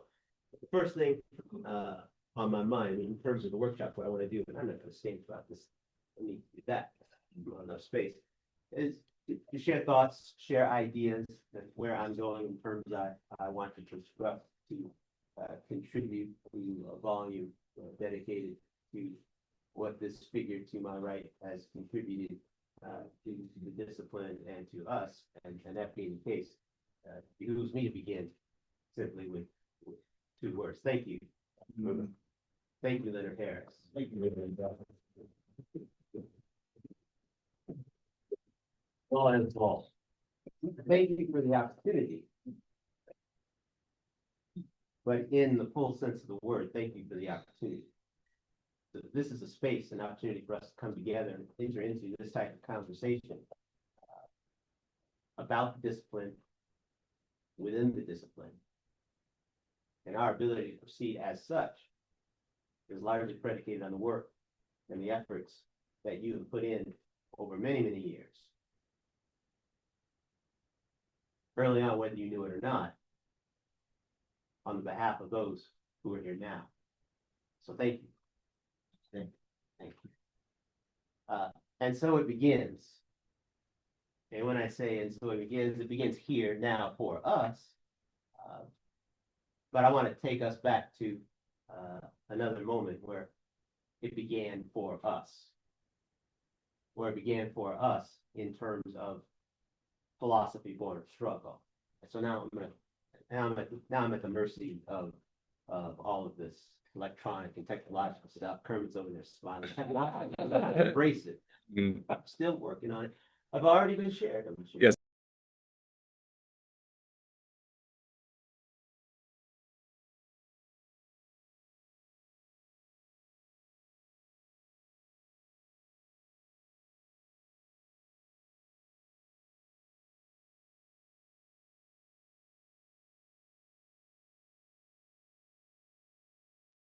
Unmute me.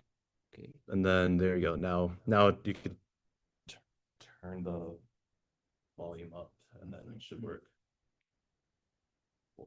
Let's see. Born of struggle, celebrates philosophy and the resistance tradition through the prism of African. Where's it coming from?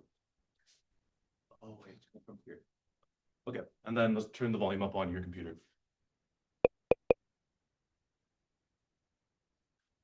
American author. Maybe you can connect the Bluetooth speaker The again. Bluetooth? Yeah.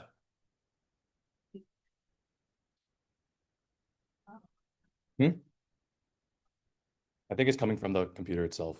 Yeah, because if you go here, Mhm. And then because it's just really quiet, so I'm connecting the Bluetooth speaker to it.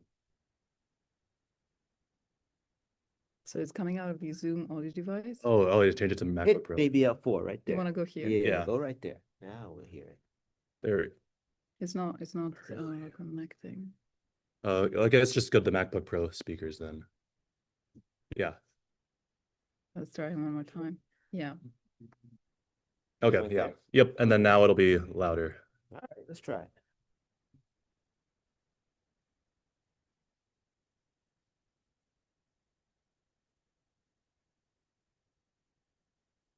Philosophy born of struggle, celebrates philosophy and the resistance tradition through the prism of African American author. Philosophy is the study of the nature of metaphysics, the nature of knowledge, the nature of the beautiful and aesthetics. Philosophers present arguments and argument design. Afro-American philosophers have presented arguments about the nature of metaphysics, about the nature of knowledge and epistemology, about the nature of the beautiful, under the conditions of a historic oppression. Philosophy Born of Struggle is an anthology that provides entree into the works of philosophers who queried the nature of knowledge, the nature of the universe, the nature of truth, the nature of the beautiful. We celebrate and look at David Walker, Maria Stewart, is abolitionist, insurrectionist, in favor of insurrection against white-dominated slavery in America. Celebrates also the works of the pacifists such as Thomas Nelson Baker, the Yale-educated author, and in favor of resistance to oppression through nonviolent direct action. Philosophy Born of Struggle also looks at contemporary authors, such as Alain Leroy Locke, the author of Critical Pragmatism, the first Black Rhodes Scholar. Martin Luther King Jr., the great pacifist, civil rights activist. Also looks at the works of William R. Jones, the Christian humanist, who raises the most vexing question over evil. How can you have a good God and yet have evil in the world? Evil represented by slavery.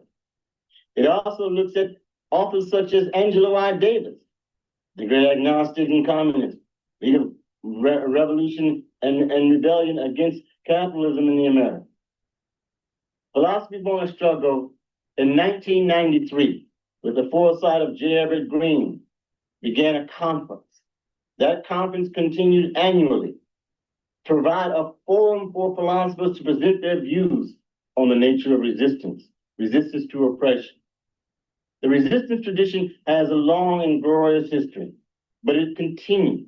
It continues with philosophers presenting their arguments about the concepts of the beautiful, the nature of the family, respect. Philosophy Born of Struggle continues that tradition. So let me give you a word of the philosophy of reform.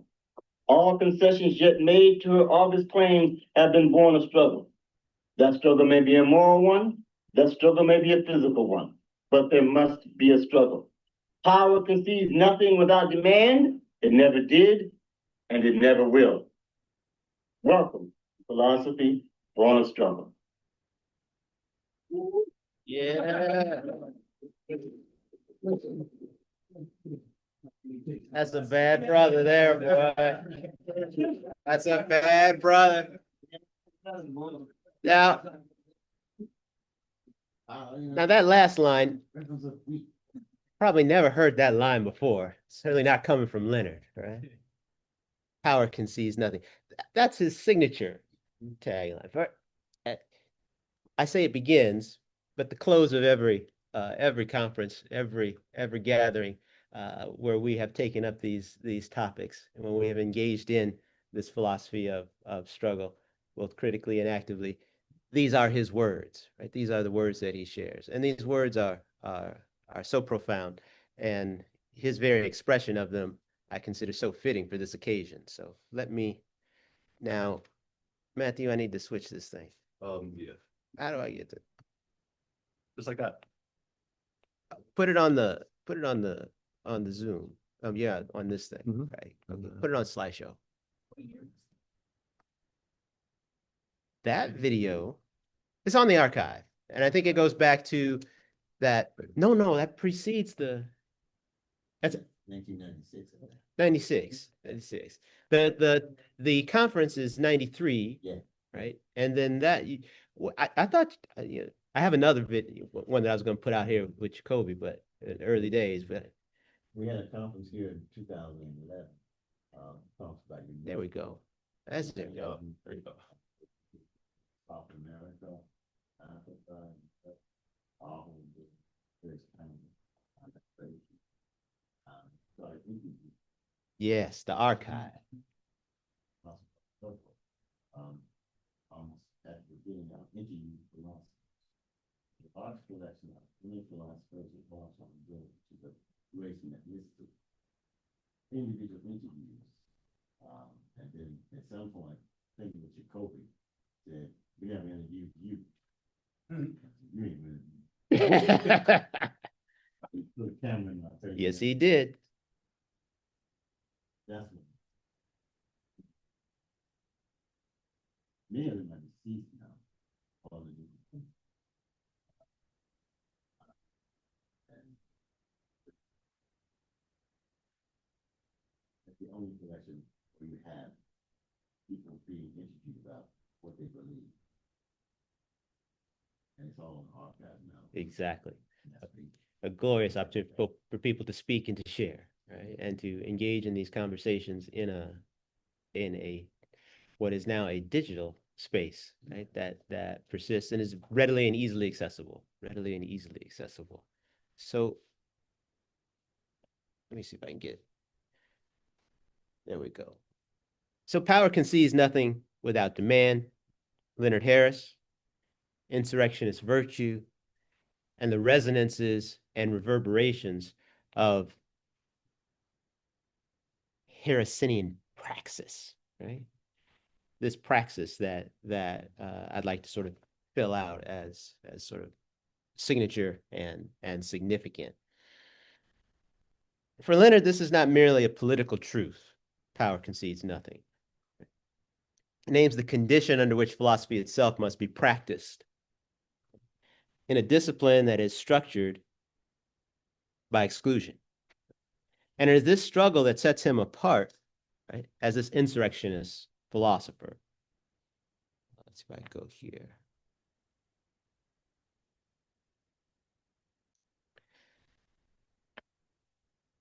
This is not the right one. Yeah, that's the right one. Sets him apart as a philosopher. Boom. Resonance, critique, character, the dynamics of insurrectionist virtue. Resonance names the internal coherence between Harris's critique, right, of American philosophy and insurrectionist virtues and traits that critique requires. And chief among them, or the one that I like to frame, sort of capturing them sort of more broadly, is truculence. Right? Simply put, to be fierce and confrontational. Simply put, right? And Leonard Harris, as philosopher, qua philosopher, is the embodiment of this truculence, particularly in relation to American philosophy. Philosophy more broadly, but American philosophy, I think, in a very significant way. And my focus is on Leonard's relationship to American philosophy, his implications, his significance in terms of resonance, in terms of reverberations, all pertaining to American philosophy. His critique resonates with his character, right? The form of philosophy, it's polemic. It is a refusal of consolation. It is an insistence upon advocacy. Right? It embodies his form of philosophy embodies the very insurrectionist virtues that he articulates. This is not accidental. In some, Harris performs what he theorizes. He performs what he theorizes. He lives what he theorizes. And there's something else I want to call your attention to that really makes that plain. And, so let's see if I can get to that. Let's see if I can get to that. Share. Oh, no, I did the wrong thing, Matthew. Matthew, I did the wrong thing. Oh, what are you trying to do? I want to share my webpage. So go to share. And No, not that one. And then where do you want to share? Oh, Now you could just pick where you want to go. oh, that's what I can do? Yeah. All right, let's see. Yeah.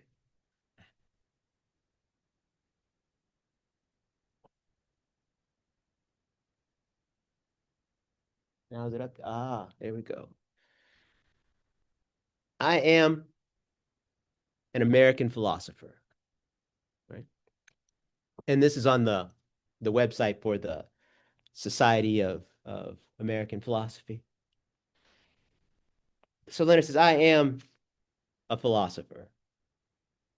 Let's look.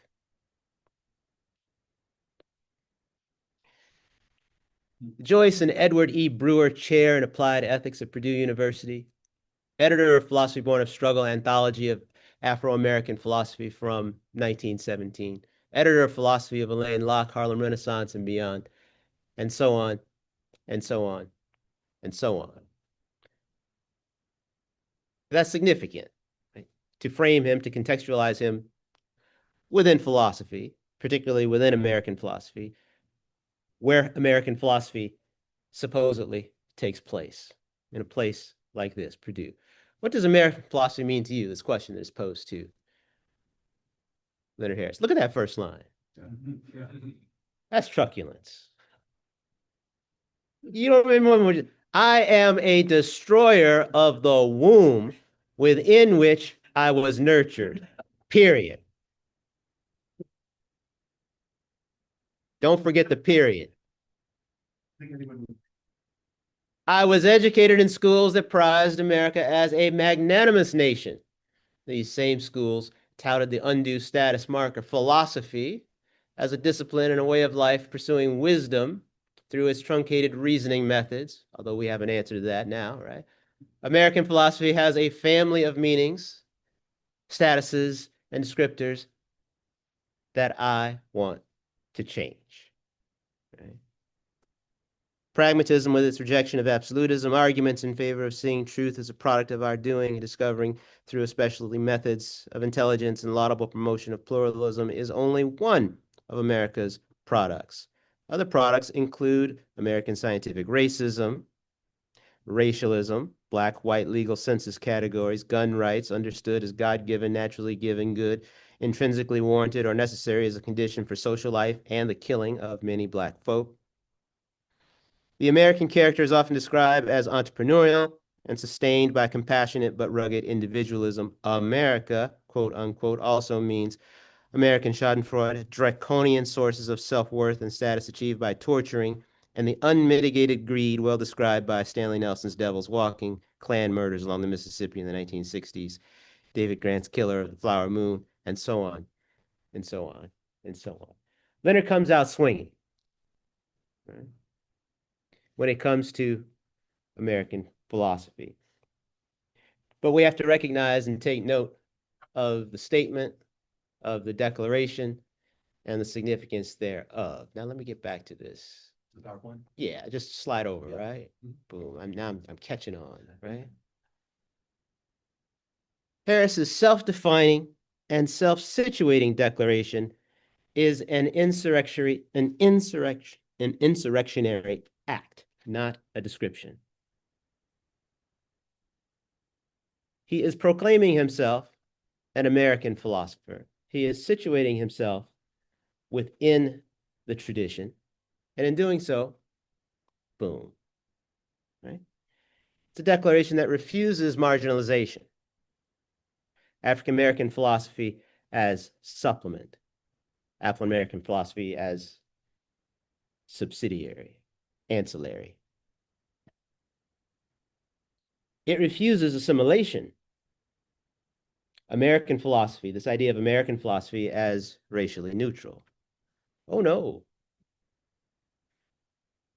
It's an indictment of American philosophy. American philosophy as precipitous, American philosophy as complicitous. It demands a redefinition of what American philosophy is and who constitutes it. Because for Harris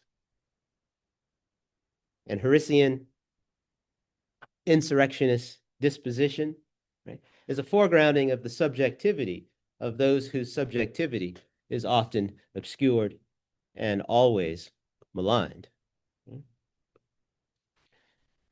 Hopefully this comes out. So this declaration resonates with Harris's critique because it exposes a contradiction at the heart of the discipline, a philosophy that calls itself American while refusing Black Americans as co-authors of its meaning. And here the idea of the meaning of American philosophy as something that is crafted, something that is created, something that is defined by the agency of those who have the wherewithal, who are recognized as having the wherewithal, right? To be able to say something of worth, say something definitive about such a powerful discipline, a world-making discipline. Harrisonian praxis, truculence in relation to the tradition of American philosophy. It's a counter-disciplinary stance, a refusal to let the discipline's dominant frequencies drown out the demands of moral reckoning. And there's certainly resonances between where Patrice was going, the picture he is shaping and developing. I heard you use the term resonance. I'm like, oh yes, because that figures significantly in the way I read and hope and want to present the significance of this Harrisian praxis that Leonard has offered. So the co-authoring, the truculence as key to make that space. And when I think of his praxis, just for the purposes of discussion today, I want to sort of bring it in tightly to just sort of two notions or two dimensions. One is the truculence, right? And the second, which we have a vivid expression of, we've had a vivid expression of that in this very experience today, and I'll get to that in a second. Second is devotion. Namely, a devotion to identifying and elevating other forms of philosophical life that sustain the agency of those in the throes of immiseration. Moreover, a devotion to forms of sociality that foster and strengthen bonds between those within the discipline who are similarly situated in relation to various forms of immiseration. So the example, I think most of us were here. Andrea came in.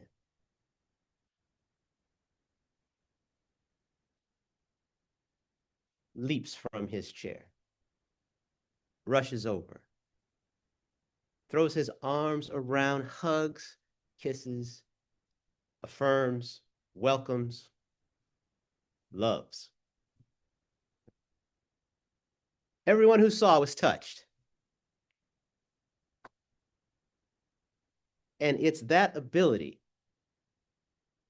it's that devotion to engaging in types of actions in word and deed, right, to touch those who are situated as such, alongside, together, sustained, empowered, encouraged, affirmed.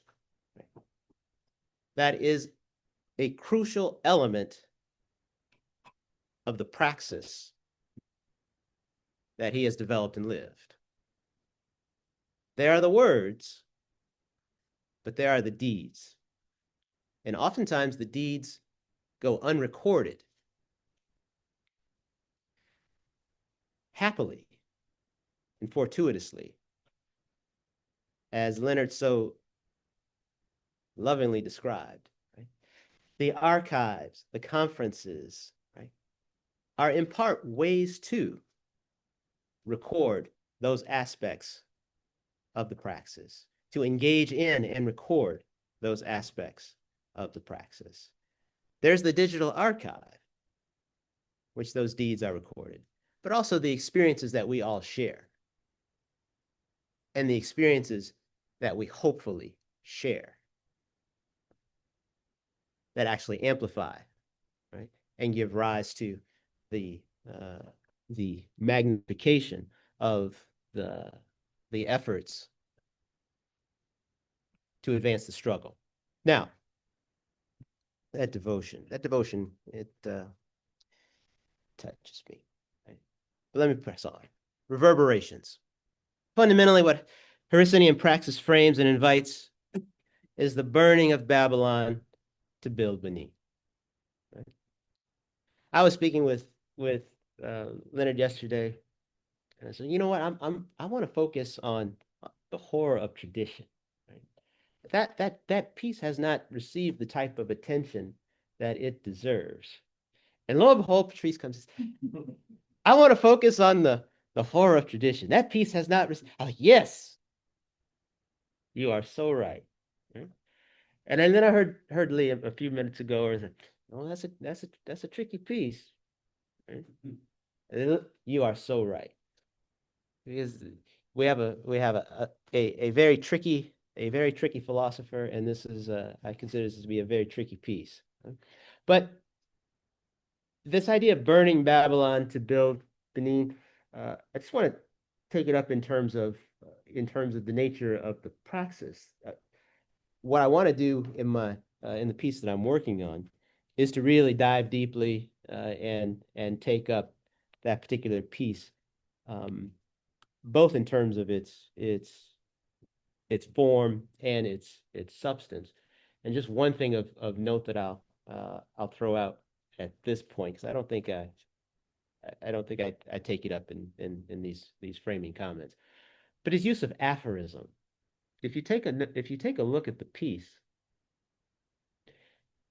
it's an aphoristic form,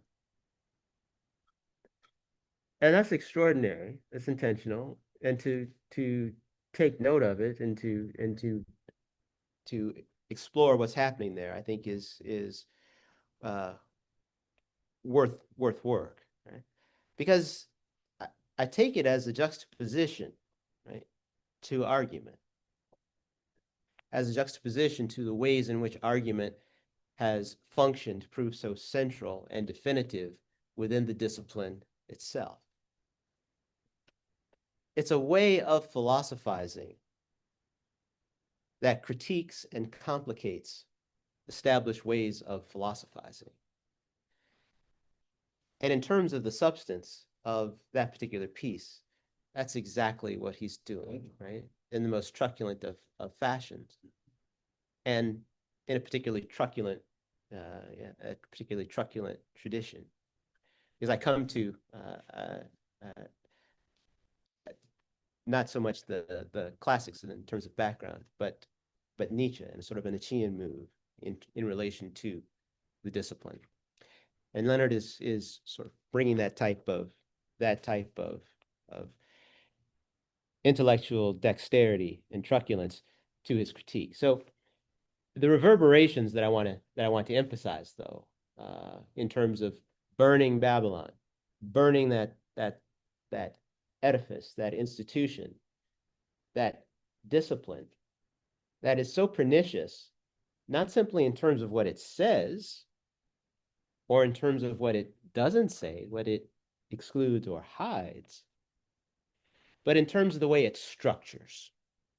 The way it structures the ways in which cultures, societies more broadly embrace certain conceptions, embrace certain practices that denigrate and immiserate so many. So it's a praxis that contests orthodoxy. It's a practice that calls for and cultivates conditions for plurality of critical and constructive praxis that combat immiseration. It opens up space, right? Philosophically, right? It creates the space to have dialogue, to have consideration, and to take action in the realm of aesthetics, in the realm of logic, in the realm of any and everything that has bearing with respect to the lived experience of those who are situated in ways that connote immiseration. So these reverberations are key. He does not demand that other philosophers, that others philosophize as he does. Is that me? I lost it. He doesn't demand that others philosophize as he does. He invites and encourages folks to philosophize in ways that are critical and constructive as they see fit. He demands that philosophy makes room for those who need to and want to philosophize in ways that they see fit. Now, I want to bring this to a close, open up possibility for a conversation. I don't want to take up too much, but there's something that I think is a way of driving this home, right? So from object to agent, from insult to insurrection, taking umbrage with the way in which one is situated, the way in which one is treated. And not simply taking umbrage in a silent fashion, but responding. As Elaine Locke observed, the Negro in the mind of America has too often been a formula rather than a human being, something to be argued about, managed, or kept in place. This is simply a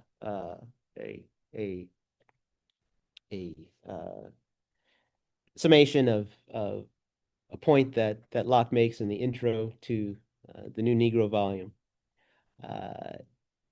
But it's this way of capturing the ways in which what it is to be a Negro, an African American, and I'm sticking to the language of African American simply in relation to American philosophy for those purposes and none other. Right? The same goes for American philosophy. However, Harris's work and his life in the discipline answers philosophy's long insult. And this long insult, right, is an insult that is put in very pithy terms by a poet, Robert Warren Penn, years ago.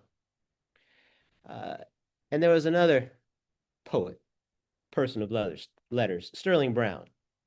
He took great umbrage at Penn's words, what he sort of put in this context of Pondy Woods, tracing the desperate condition of someone who is being chased by a lynch mob.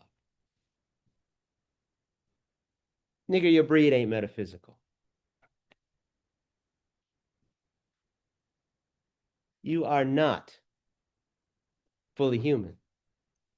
You do not have the capacities to engage in anything pertaining to the higher orders of thought, contemplation, and to be effective in the world as such. With a rejoinder equally philosophical and insurgent, Brown says, cracker, your breed ain't exegetical.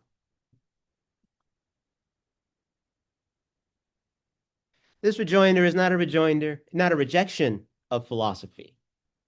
It is an indictment of a discipline that has mistaken its exclusions for rigor and its inheritances for universality, and Harris has been instrumental in the struggle to change it. What's needed are new readings new readings of American philosophy, new readings that point out the ways in which it is mistaken, the ways in which it is not exegetical in relation to the human condition, not exegetical in relation to its role in relation to the human condition, particularly as it pertains to the immiseration of those who have the capacity to not only see it, but to take action and address it. And that's what I want to leave with, is this capacity to not only see it, right, but to address it. If power concedes nothing without a demand, and if Harris's insurrectionist critique resonates with the virtues it requires, and if reverberation through African American philosophy is lived practice, then those of us bold enough to follow him must ask, what demands remain unheard? What new forms should the struggle take? And how should we, as fellow American philosophers, philosophize in ways that engage them? All right.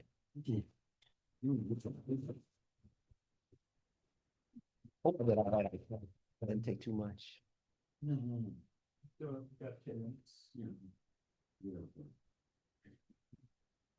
Andrea. Thank you. This is, I really appreciated also now bringing in the talks that we just heard, and that's really fantastic. And of course, honoring, Leonard for that. I'm really struck by your emphasis on aphorism, and then actually something, Patrice, from your talk, so I would actually really like to hear that dialogue, that you mentioned Black aesthetics is always in contestation with form, which I thought that kind of emphasis, which made me think of like a meta philosophy, an aesthetics of meta philosophy, and maybe what you're pointing at in Harris's work, and then this contestation of form that characterizes Black aesthetics in your talk. So I guess I'm really interested in that conversation. Me too. Yeah. Yeah, me too. That's right. Yeah, I was the insurrectionist activity that Patrice was describing, right? The ways in which one can in a certain sense, work from within, right? So take to not to cede ground, right? But to challenge the ground, right? But as a space of contestation, such that one is familiar with a variety of different forms, one is familiar with a variety of different aspects, and able to employ them, right, in ways that can be liberating, to employ them in ways that can be disruptive in a fashion that can hopefully foster some type of opening of the space even further. Right? So that's the way I see the aphorism sort of emerging in this context, and resonances in terms of Patrice. Help me if I'm going in the wrong direction. Mine was in conversation with poetics from E.B. Shockley's analysis of Gwendolyn Brooks, where the apostrophe as a poetic trope is thought to be universal. It is a second person turn that brings in dialogue between I and thou, and it's thought to be in poetry its longest arc of like universal lyric form. What Gwendolyn Brooks does with it is to apostrophize an aborted child, or fetus, and the analysis is how that grounds the apostrophe in what Leonard would call the concerns of real people. Richard Wright said, he teased in letters. There's this letter where he says to an editor, universal poetry can't apostrophize a fetus. Who does that? Right? I mean, his exact language is pretty crude. But Gwendolyn Brooks publishes this poem, and she ends up winning these major American prize for poetry, and it's in the volume that she wins this prize. So that's an example of this universal form that's not supposed to be grounded in anything like that, but she takes that form and she grounds it in this very kind of, and the poem, it does, I'm saying it apostrophises a fetus, but it does much more than that. It's a really wonderful poem. Yeah. Thank you, Todd. This was great. So I do want to offer a suggestion with respect to your next to last question. So what new forms should the struggle take? And this comes actually out of things that my students basically have told me. So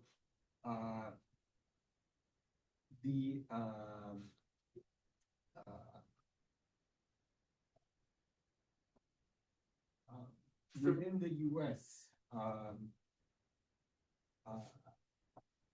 particularly within certain parts of the U.S., Spanish was spoken before English ever was. And as a result of this, some of my students basically have argued that because they live their lives in a bilingual world, which is that of their families, we have to basically make that intimate world where they switch from English to Spanish and then back again, extend to basically their university experience. And I mean, Alex Stead has done wonderful work to create bilingual philosophy programs at University of Texas in Rio Grande Valley. And I think that this is something that we should really try to replicate more and more nationwide. I mean, of course, the Rio Grande Valley and where I teach, which is New York, are very different areas from here in Indiana. But I think that despite basically the anti-immigration policies that this administration has established, the demographic trends are just, I mean, you can find it. There's going to be more and more people of Latinx descent who are going to be either full-fledged Spanish speakers or heritage speakers like my children, who switch back and forth between both languages. And we should basically help them accommodate that experience through their basically school at the university. Sergio, thank you. Thank you. So there's one note that I jotted that I wanted to make sure to touch upon at some point as we got to discussion. I wanted a point of clarification. So as I was going through, I said, hey, I'm using African American, and I'm using African American particularly in relation to American philosophy and the efforts to disrupt, transform American philosophy. So it proves useful in that context. The focus is on narrowly on Harris's work in this regard, right? But the focus on African American philosophy, neither originally nor at present, right, is an effort to exclude, right? Simply an effort to particularize, right, and exemplify, right, what should hopefully reverberate in many different forms and fashions according to many different needs and contexts, right? And this is a perfect example of it. So the very idea, right, is to just use this as a particular example, not so much as to exclude, but so as to provide an example and encourage, right? Encourage exactly that. And to encourage it not so much as that's your project, this is mine, but to encourage it in a context of sociality where there is mutual support and mutual aid, right? So thank you. Go ahead. That's real quick. I kind of want to build off of that. I was talking yesterday with another philosophy student, Sarah, and her research that she wants to do is in mixed race norms, where it's sort of that same case where if you're not, like, we have established norms for like what white culture is, what black culture is, blah, blah, blah. But if you're in a biracial, if you're a product of a biracial relationship, then those two kind of conflict with each other. And there's really no straightforward way that we remedy that conflict. So that's another like addition to sort of what you're saying about two different worlds of a Spanish speaking household versus English speaking exterior. So I just wanted to add that. Yeah, so this idea of there are all sorts of issues in terms of identity, both internal and external in this context, and how it is that people navigate. What are the resources that are available, particularly in terms of community, so as to create, right? So a space such that one has the freedom to sort of realize visions of identity, to envision and realize those visions of identity, not simply have them imposed. Can you thank,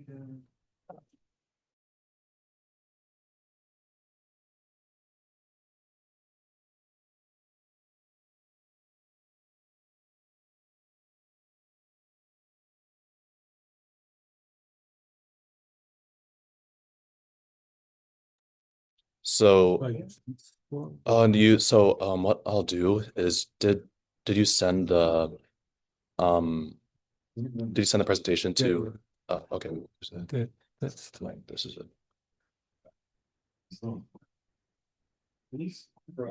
And then, what do you, here, we can move this if you want to stand up here.